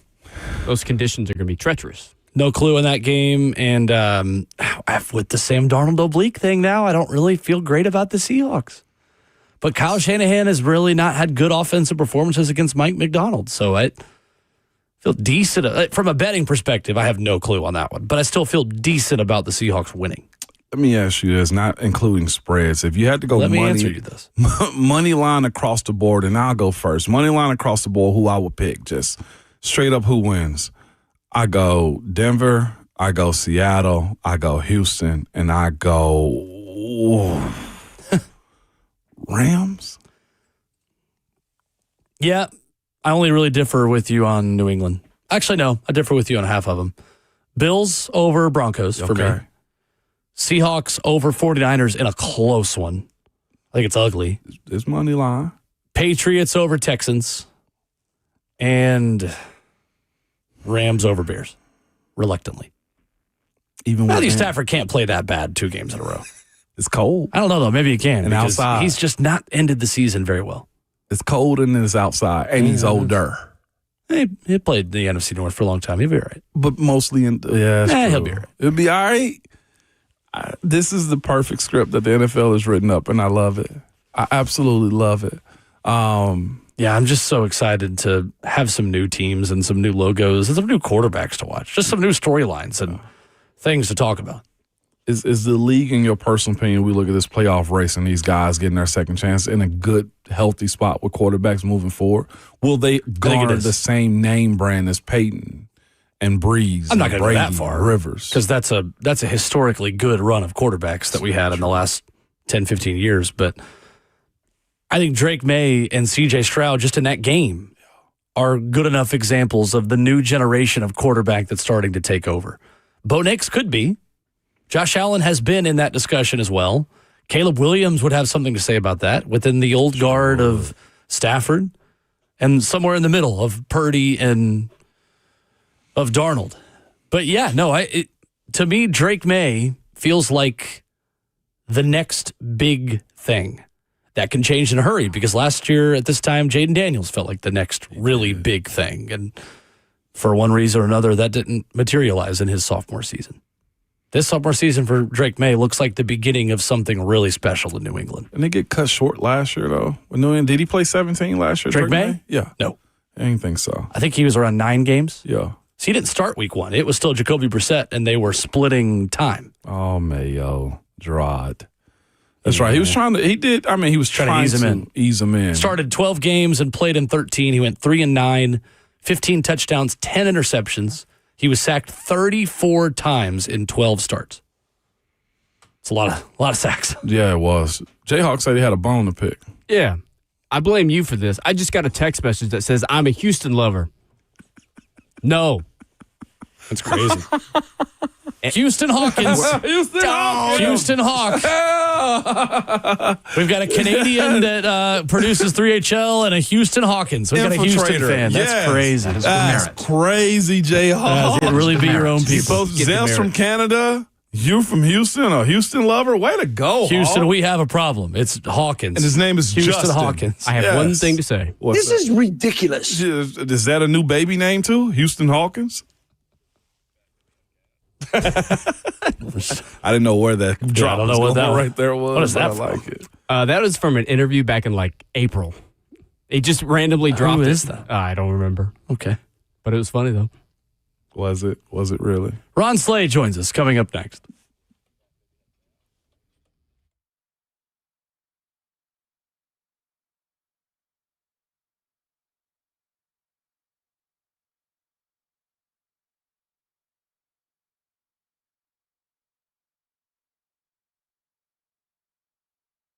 What comes to mind when you think of home? Maybe it's the meals around the kitchen table, movie night on the couch, or the feeling of walking through the door and knowing you're safe. Home is where life happens, and at the center of it is your home's foundation. At USS, they understand how important that foundation is to your life and how much trust it takes when you need help protecting it. Now, January is a wet month. We've already seen and experienced this. So when water starts showing up where it doesn't belong, in your basement or crawl space, it can quickly become a serious problem. And figuring out where the water's coming from, that can be a nightmare. It can come from poor drainage, small cracks in your foundation walls, or even a hidden plumbing leak, man. These are things that just ruin your day. But USS team of expert will find out why your basement or crawl space is wet, then create a custom plan to fix it the right way and with a lifetime warranty. At United Structural Systems, they're more than just a team of problem solvers. They are also your neighbors, and they care about the customers. That's you. You can go ahead and visit USS, man. Their website is USSTN.com. You can learn more the same as I have, or you can call them the old school way at 615-488-7855. United Structural Systems.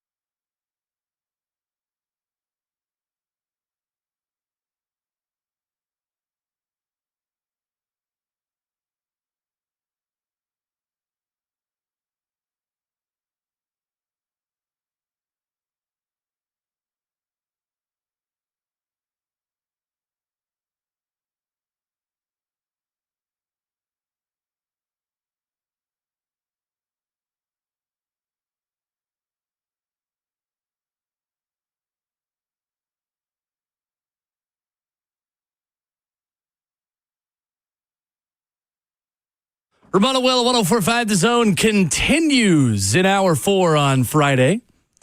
And if a radio guest was a Friday, it would be Ron Slay, who joins us at this time every week. Ramon Foster moseying his way back into the studio to say hello to his brother. Oh, my boy. What's going on? Oh, my boy. Big one tomorrow, Tennessee and Kentucky. Yeah, Kentucky's going down. Well, we'll go up to Corrupt Arena later this year. We got them coming up to the Food City Center. Yeah, at Thompson Bowling. To my family's arena this weekend. Yes, they are at the home of the Bowlings. That's right. Yeah, man, it's not gonna be good. I'm joking about that, by the way. No relation. I just we wish. Hey, man, yeah, we claiming it all. I'm going to be in the building. Looking forward to it. I'm excited to make it good then. Yeah, you didn't even tell me. I'm just gonna drive up, drive back. Noon game. Yeah, that's easy. I'll be back by halftime of the first games of NFL playoffs. That's real. Every time I get into soccer season, I'm like, man, I wish I'd gone to more games up there before soccer started. And that's in a month and a day that NSC season starts. So I was like, you know what? We're going to go up there. Things you can control. I'm telling you, Peyton rolling with. I believe so. I think it's going to be her first ever Tennessee basketball game. Me. Proud of y'all. Sound like a date to me. She's got to go see her former, exactly, her former JMU classmate, Jalen Carey, in person. Oh, really? That's where he started his career. Get out. With Mark Byington at James Madison. Sure did. Makes sense. Got any other questions? I got answers for you. We see that. I got questions. Trust me, our listeners know I am a know-it-all. So, yeah, I got you. Lean into it. There you go, Will. Speaking of leaning in, real quick, your apron over there is awesome from the Canadian. Yes. We now have a Houstonian. No. Houstonian? Is that We right? asked. I will say that apron's a little short on you, buddy. don't change the subject. I ain't got nothing to do with that. Listen, I don't make it. Deflection much? I don't make it. I just, you know what I mean? We asked the question, are you cheering for Houston or Vrabel this weekend? And Justin was like, probably Houston. I was like, Houston Hawkins out here. That's crazy. We got a Canadian from 3 to 6. We got outside, nerd. Houstonian from 6 to 10. Hey, ain't nothing wrong with that Hawk, man. Stand proud with you Houstonians, man. Independent producers out here, you know what I'm saying? It's time. They need to do more background checks on them is what we're finding out. They sneaking in here, man. Sneaking and geeking around here, man. Show your passport, we often, the way Around the Horn used to give, PTI gave Tony Reale like chances to make corrections, right? At the end of PTI, Tony Reale just pop in and be like, all right, here's where you're wrong, here's where you're right. We give Ron Slay that floor at the beginning of all his visits with us. What you got for us this morning? Man, listen, y'all, you know how I be, man, when I be listening, you know what I mean? Even when I ain't in the chat, I'm still in there listening. Man, y'all, conversation about the coaches. I thought you brought up a great one. I've been waiting on us to have it. Come on, man. The Arthur Smith situation, man. Dude, I love that. I love that conversation because I think the Titans fan base is clamoring for something they've seen before. And like Savage said, to me, that's the problem. You know what I mean? Like, with Arthur Smith, like, yes, it's successful, but it's right there. It's floor level success. You know what I'm saying? So I don't know if you can build a 3-story home and expect to make it all the way to the master bedroom at the top with Arthur Smith.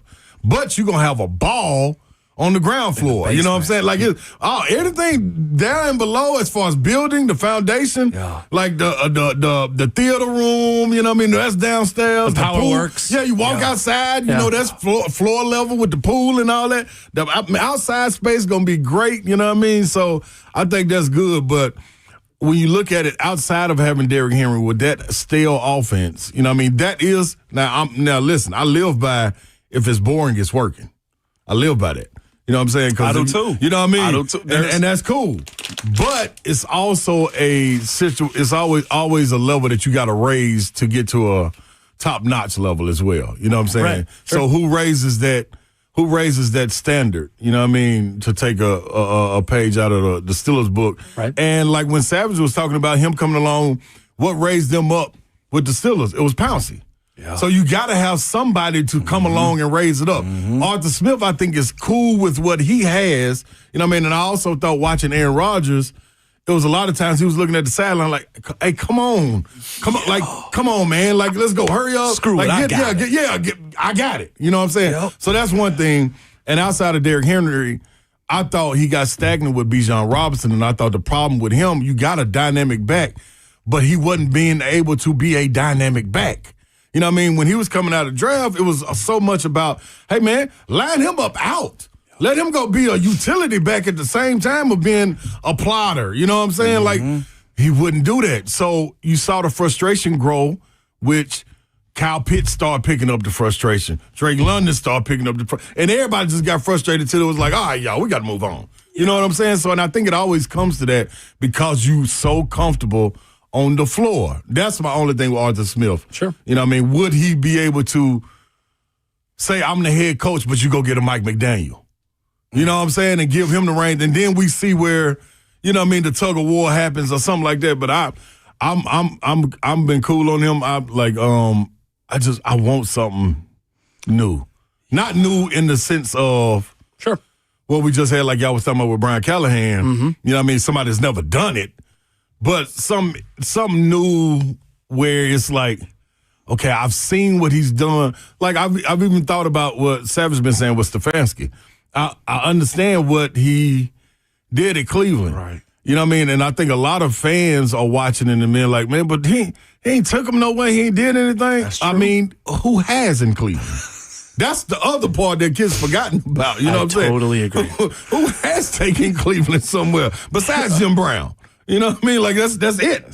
So I think this is we went from last year having what are we gonna do with the no more pick? Can we get a franchise face?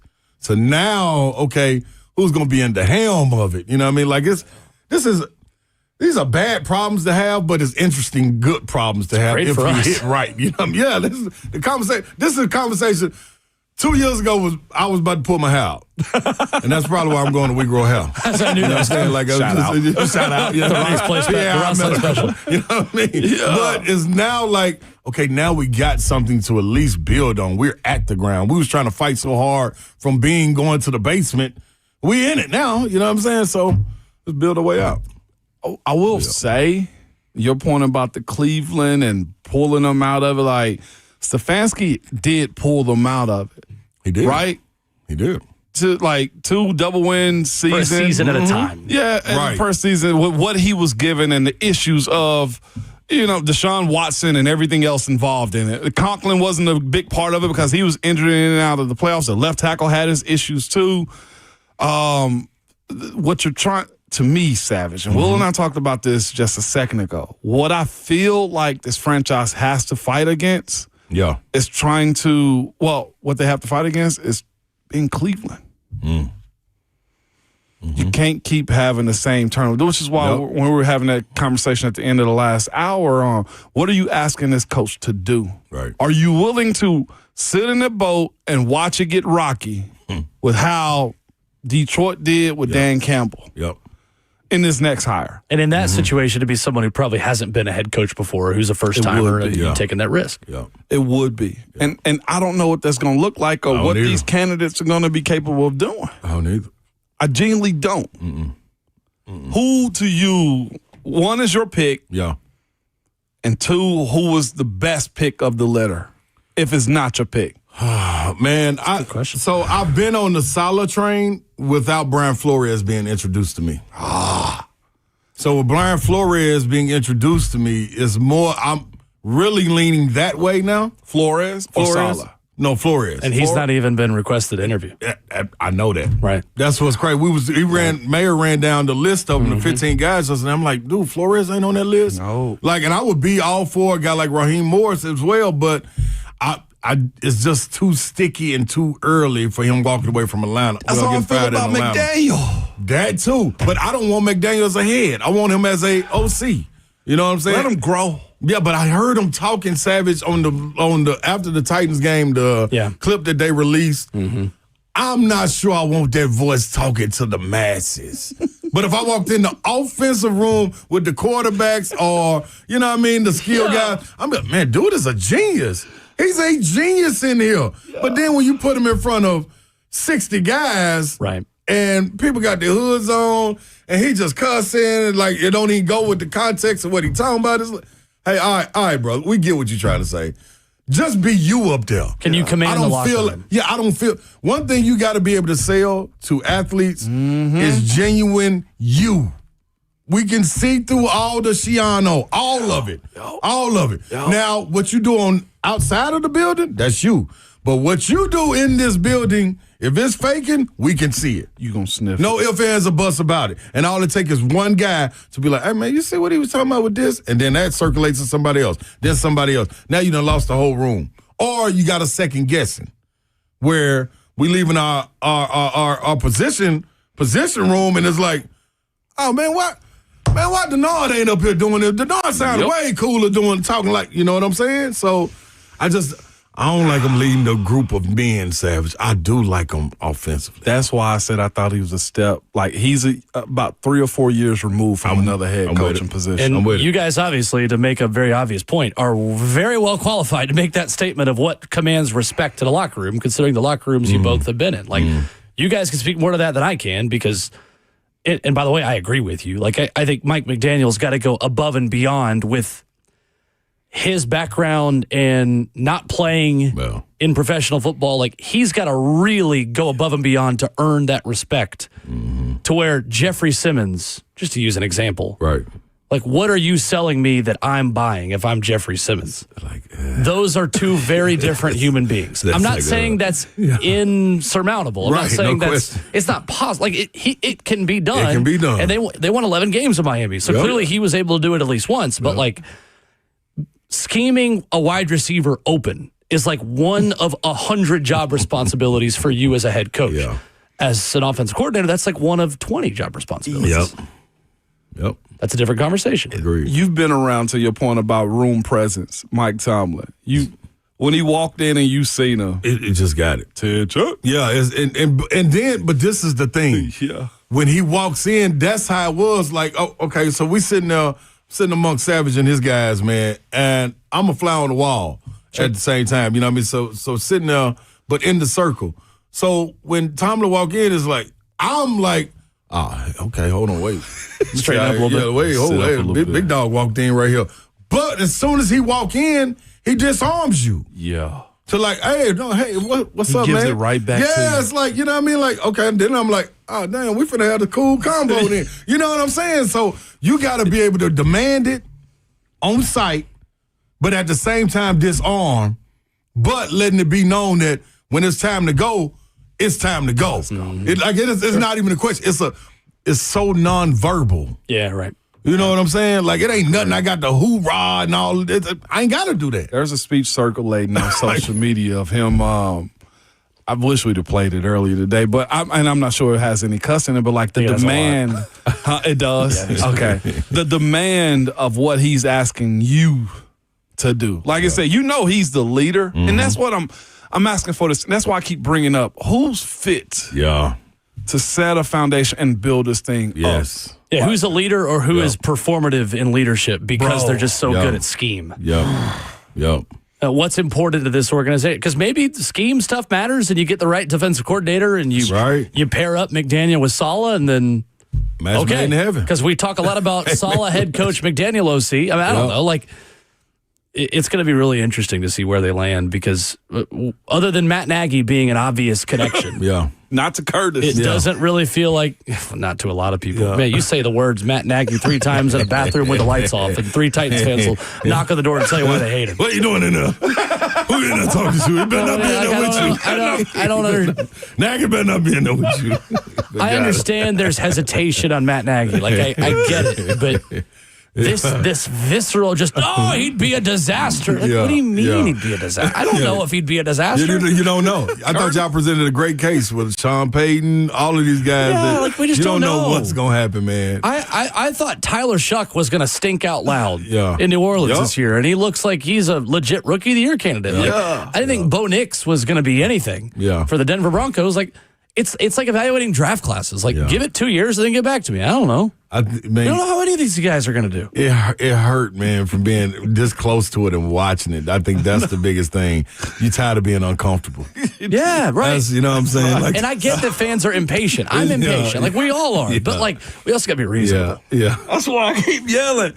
It's so bad, and they hate it so much. Nagy going to work. It's going to work. I feel you on that. When you were saying it yesterday, I was like, you know what? Savage may have a point right there. I'm telling y'all, that's the same thing. You're consistent on that. When things in sports sports don't make sense, they often are the most successful. They often are the most. And you came from an organization that when Mike Tomlin was hired, it was like, Mike Tomlin? Yeah. And then he, 19 years later, never had a losing season. Look at So I get why you have that perspective. Liam Cohen. Yeah. I know. Yes, that was absolutely. It's so Nashville. short, like in Nashville. Yeah. Music City. Yeah, that Sound like hot E.T. chicken. Yeah, like, come on, man. Yeah, there you go. Now he got. It looked beautiful. It looked beautiful down there. Yeah, it does.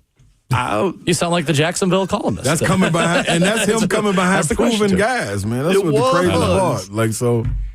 All right. Man.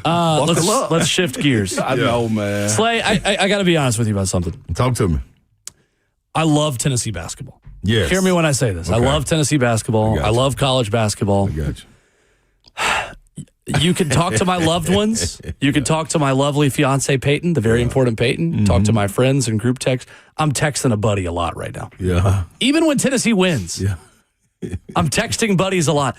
This Tennessee team frustrates me to no end. I've not given up on them. I think Nate Ament has come a long way in the last couple of games. Really long way. Really late against Texas A&M. Yeah. This team could be so good. This team could be so good. And they frustrate me more than any Tennessee team that I have cheered for, Slay. Yep. Like, in my adult life. Yeah. Can you calm me down about this team and make me feel a little bit obviously I feel good about a win. I feel good about their response to the Florida game. But like the turnovers are so frustrating, and I'm starting to worry that it's just the DNA of who this team is, and that they're not going to be able to fix it. Yeah, that'll be bad. Let's take Nate Ament first. Okay. When you're watching him, if it wasn't mentioned in the bio with him that he would be a top 5 pick or a top 2-3 guy coming out of high school, going into college, you look at these numbers and impacting you. Well, you look at these numbers. I ain't going to say impact right away outside of these last 2 games. You look at these numbers and say, man, those right there are for a freshman. Like, he's killing what Grant Williams did as a junior when he won SEC Player of the Year.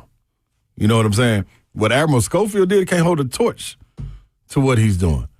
What the lottery picks and Keon Johnson and Jaden Springer did, it can't come close to what Nate Ament's doing. Kennedy Chandler, it can't come close to what Nate Ament's doing. These are all guys that we loved, you know what I'm saying? 100%. That were ready to go. It's the problem is being tabbed as a top 5 NBA pick. If we could take that away, I think we'd be fine. Now, Nate has to do a better job, like he's done in these last games, of being impactful, not necessarily being over the course of the game. We know you're going to get your numbers if you play the time.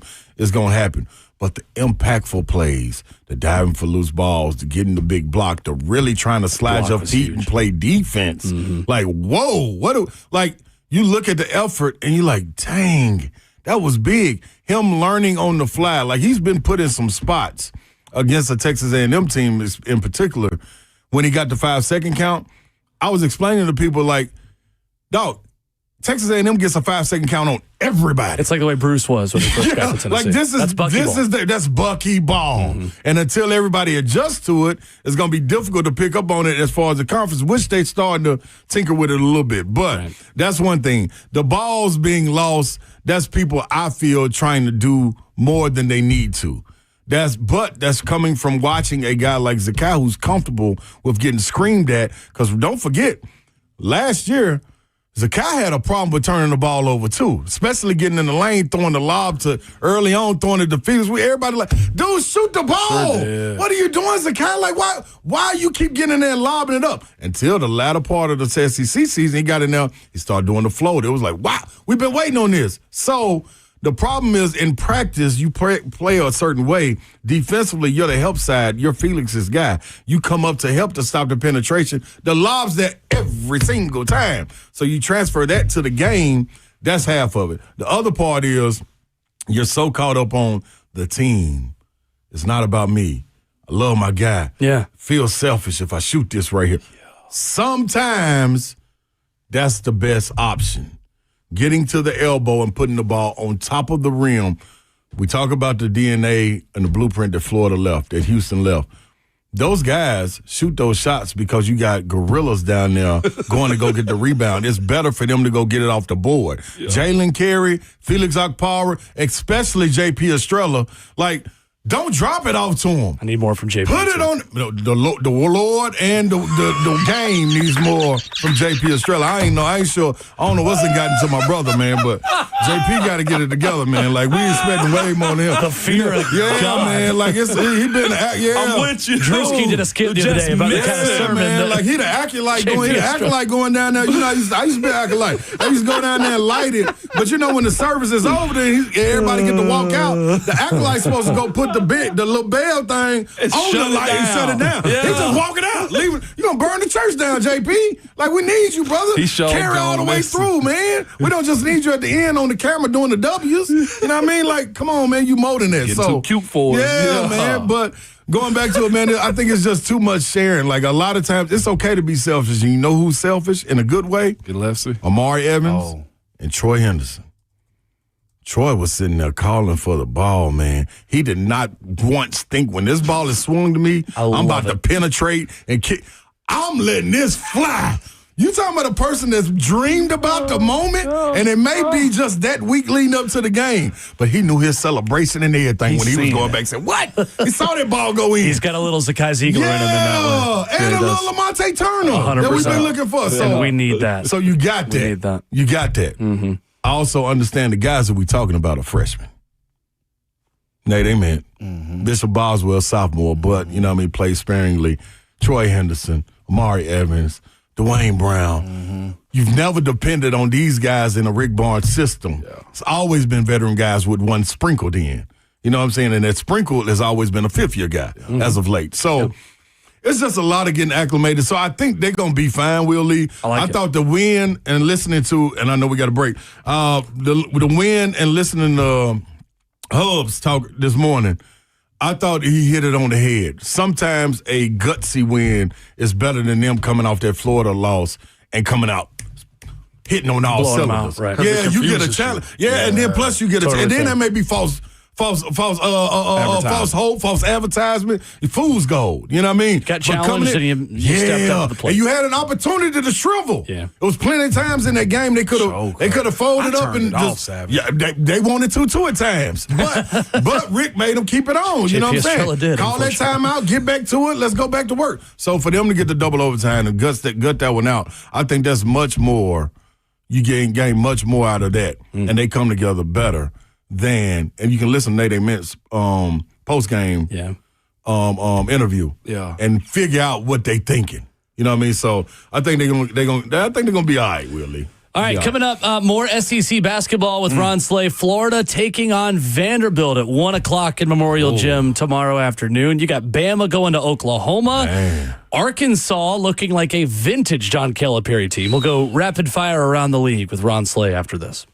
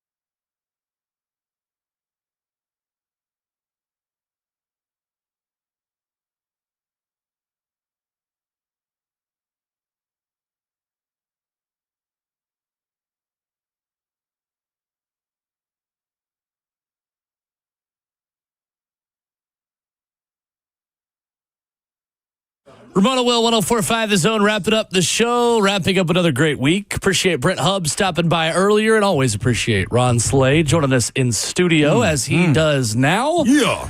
Vanderbilt in Florida this weekend. I know Mark Byington at his post-game press conference the other day mentioned that teams that played the late game on a Wednesday and then had to turn around and play Saturday, I believe the stat is were 1-8 last season in SEC play.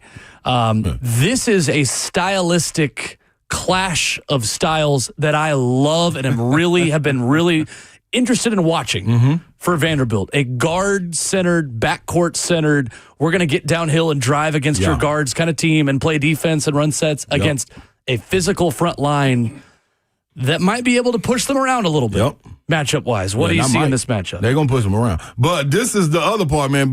First of all, on that, what he said in the presser, as a player, when he come back in the locker room, and once I get wind of that, I'm telling Coach, don't never do that again. That's what I signed up for. Like, I don't give a damn where we play at. I don't care what time we play. It's on TV, first of all. That's all that the lights get bright? What? This ain't no Jefferson Pilot Sports or anything. Are they? Dave. Yeah, you feel me now, dog? This big time matchup. This on ESL to PLN. What did you talking about? Yeah. Man, let's roll, man. We ain't talking about nothing, but that's one thing. The second thing is, man, you got dogs. Tyler Turner's a dog. Tyler Nichols a dog. Duke Miles is a dog. McLaughlin is a dog. Like, these dudes want that. If they would have asked them, hey, man, what time do y'all want to play? You think they would have said, let me look at the schedule. I think we get back at this time. Man, listen, man, them dudes ready to go. And they better be, because Florida, if Boogie continues to play like this, that was the missing piece for Florida. Chinaloo has, man, upped his game. Like, I didn't expect him to be, man. He looked like a pro out there. Yeah, I didn't expect him offensively. I knew he had it. He had improved his touch around the rim. But to give him the ball and this man do a old school Pat Ewing run across the lane hook, I was like, wow. Okay, his confidence is up. Thomas Houck, you know who he is. Alex Condon has finally woken up. So I thought the Achilles heels for Vandy every time would be them going against a big front line. That's what they'll be going against Florida. So to neutralize that, the guards got to be on their game. You know what I'm saying? You got to force Florida into some turnovers. You got to get out and outrun them bigs. Don't let them get down there and set no defense. And you got to shoot well. Big game for Devin McLaughlin for Vandy. Yeah. He's got to hold his own against that Florida front line. Yep. And I'm also go to Jalen Washington. Yeah. This ain't no game. This is not a game that, like, when they played Alabama, Sherrell wasn't playing. This is a game like at Texas, Vokatitis is going. He was an impact. It's going to be the same thing for Chinaloo, Han Logden, Alex Condon. Like, you can't get out there and be deer legs. You got to be out there and be strong, you know what I'm saying, and finish them balls that were dropped off to you. You got to go up and try to dunk every single thing. Cherokee will be fine, but it's going to be a matchup, man. They get in foul trouble, it could be ugly. They got to make sure they play without fouling, but the guards got to put pressure on Boogie and Xavier Lee and Cloudshaw coming off the bench. 2 straight losses for Alabama in SEC play. Yeah. Concerning? Well, with the bounce back, they had to bounce back with LeBaron Fallon going off for 38. So I thought that was big for them to get back on. That's right, 2 out of 3. Yeah. So, but I think you're right. It would have been concerning if they didn't bounce back on the road like they did. They've been dealing with injuries, and that's the one thing I like about Nate Oates. Nate Oates don't make excuses. We just got beat up. Like, I don't know what these guys doing. The Vanderbilt game, Fallon went out with, and I love Fallon, went out with full body cramps. The man had 18 points in 19 minutes. Like, what is you doing? Yeah. Like, how your body cramping up, man? And Nato said it. Challenged him. Dude, I don't know what to do with him. You just ain't taking care of yourself. You know what time the game is. Like, get ready to play. So I love that. And he challenged him. They fought back. Right side, hopefully he can play. But they're going to be all right. NATO's got a system, man. You know what I mean? Long run may be in question because they're thin in the front court, too. This Vols-Kentucky matchup. Yeah, man. I think Vols, coming off of what they just played against A&M, you've been tested. You've been tested not only physically in the game, but mentally as well to see where you are. And didn't Kentucky get UT last year in Thompson? Last 2 years. Yeah, last 2 years, yeah. Okay. So, and I also think it's a little bit different, but they do have Malachi Moreno who stepped up, but they thin in the front court too. Okay. Brandon Garrison always plays big against Tennessee, at Tennessee. Coming off the bench, it's going to be interesting to see what role he sets up. But then without a point guard, if you keep them out of transition and live ball turnovers to get steals, to go get layups, you can kind of shut that down. You got to make them play a half-court set. And if you can do that, this game ought to be by 10 or more. By 10 or more? Yeah. Oh, Kentucky fans ain't going to like that. Oh, no, it's cool. I'm going to keep it real. What happened with Kentucky? Man, because Mark Pope, all vibe? $22 million. Yeah, $22 million. I think they lost out on some guys coming in. One guy being Jackson Lindeborg. When he decided to go to Michigan, I think they threw a monkey wrench in it. You know what I'm saying? Like, it's other guards they missed out on where they had to. Jalen Law, I think, is a fine guard, but not the caliber that you're used to having at Kentucky to run the show. I think you got a lot of guys that play the same spots and play it in the same way. Aberdeen, Colin Chandler, Owe, all of these guys are scorers. Yeah. Nobody can set up and create for another guy. So I think they're going to struggle, man. Like, they're going to win some. They're going to gut some out like they did at LSU. But LSU, in a sense, gave that game away. And I hate that for McMahon, man. Like, I like him. He's a good dude, LSU coach. But they without a point guard, too. That's how vital having a point guard is. So, Don Thomas Jr. is a maniac for LSU. He just ain't been able to get healthy and play. The vibe I get around LSU, too, Slay, is that they have chosen to be good at so many other sports. Yeah. And maybe that's unfair, but the very outside perspective is like and Tennessee's facing a lot of the same struggles right now. Like, have you spread yourself too thin as an athletic department? Because it is harder than ever to be good at women's basketball, men's basketball, baseball, and football all at the same time. And then you've got Olympic sport coaches that are used to getting top talent and want, and you got nothing to give them anymore. It's tough, man. I think when you look at it, like what Kim Walker is able to do, and then LSU football, they're getting the pick of the litter. No ifs, ands, or buts. And then LSU, the way he came in with Will Wade being fired and McMahon having to come in and kind of try to right the ship, what are you left with? Yeah. You know what I'm saying? And then he's had the curse of having Jalen Reed get hurt back-to-back years, first ACL, then come out this year. He's going to be the guy, the core, the foundation of this group. Then he pop his Achilles. So, it's just tough, man. I think it's the same thing could be said about South Carolina. Yeah. Like, Dawn is getting it done, you know what I'm saying? But what are they generating as far as revenue to come into the women's game? So you need football to do it. They're giving Beamer a little bit, and Lamont Paris being left on the back burner like, dude, what y'all want me to go get? It's a place that cares about baseball, too. Yeah, and that's baseball, too. And that is actually, Lamont Paris is a good coach. They actually have a lack of talent. Well, there's one win for LSU this week. You see the one win they had? They weren't mentioned when the FBI got involved in college basketball. Finally. They finally dodged one. No point shaving going on. More prevalent than we thought. Man, this is getting wild, man. Did you see the Buffalo and Kent video? Like, that was, and it's so obvious. Like, y'all think y'all ain't gonna never get caught? Like, in a game where all eyes are televised now? All games are televised? Like, come on, man. Even New Orleans basketball is on ESPN+. Yeah. Seriously. It's wild, dude. This is a tough, they live in a tough day and age. But they get paid, so. Michaela Blake's female player of the year? Truth. Listen, man. Juju Watkins, when she went down, I think it was in question, like, what the women's game is going to be.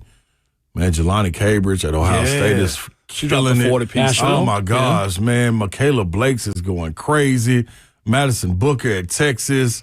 Of course, what LSU has. Edwards at South Carolina. Like, the women's game is in great hands. And then Tennessee, you see, man, Paldos. Dude, this is, I genuinely like watching the women's game. Me too. To be real. And it's not in spurts. Like, I got to wait on UConn to play. I got to wait on Tennessee. No, everybody. There's some talent out there, dog. 100%. Yeah, good spots, man. He is Ron Slay on your television set, ESPN, SEC Network, 3HL 3 to 6. Good to see you. Maybe the next time we talk, we'll be talking about who the Titans' new head coach is and if they're going in the boom room. Well, we should know soon, shouldn't we? Hopefully. Potentially. At some point. That's the week. We waiting. Short and sweet. Call your people, love your people, man. Talk to somebody random, buy them a random drink or meal. Buy them a burger from one of Ron Slay's favorite I just places. bought them a cinnamon roll. Beautiful. Pan and Bert. They let them split it. You live by ELE. Everybody love everybody, man. Hey, peace. See y'all on Monday, good people.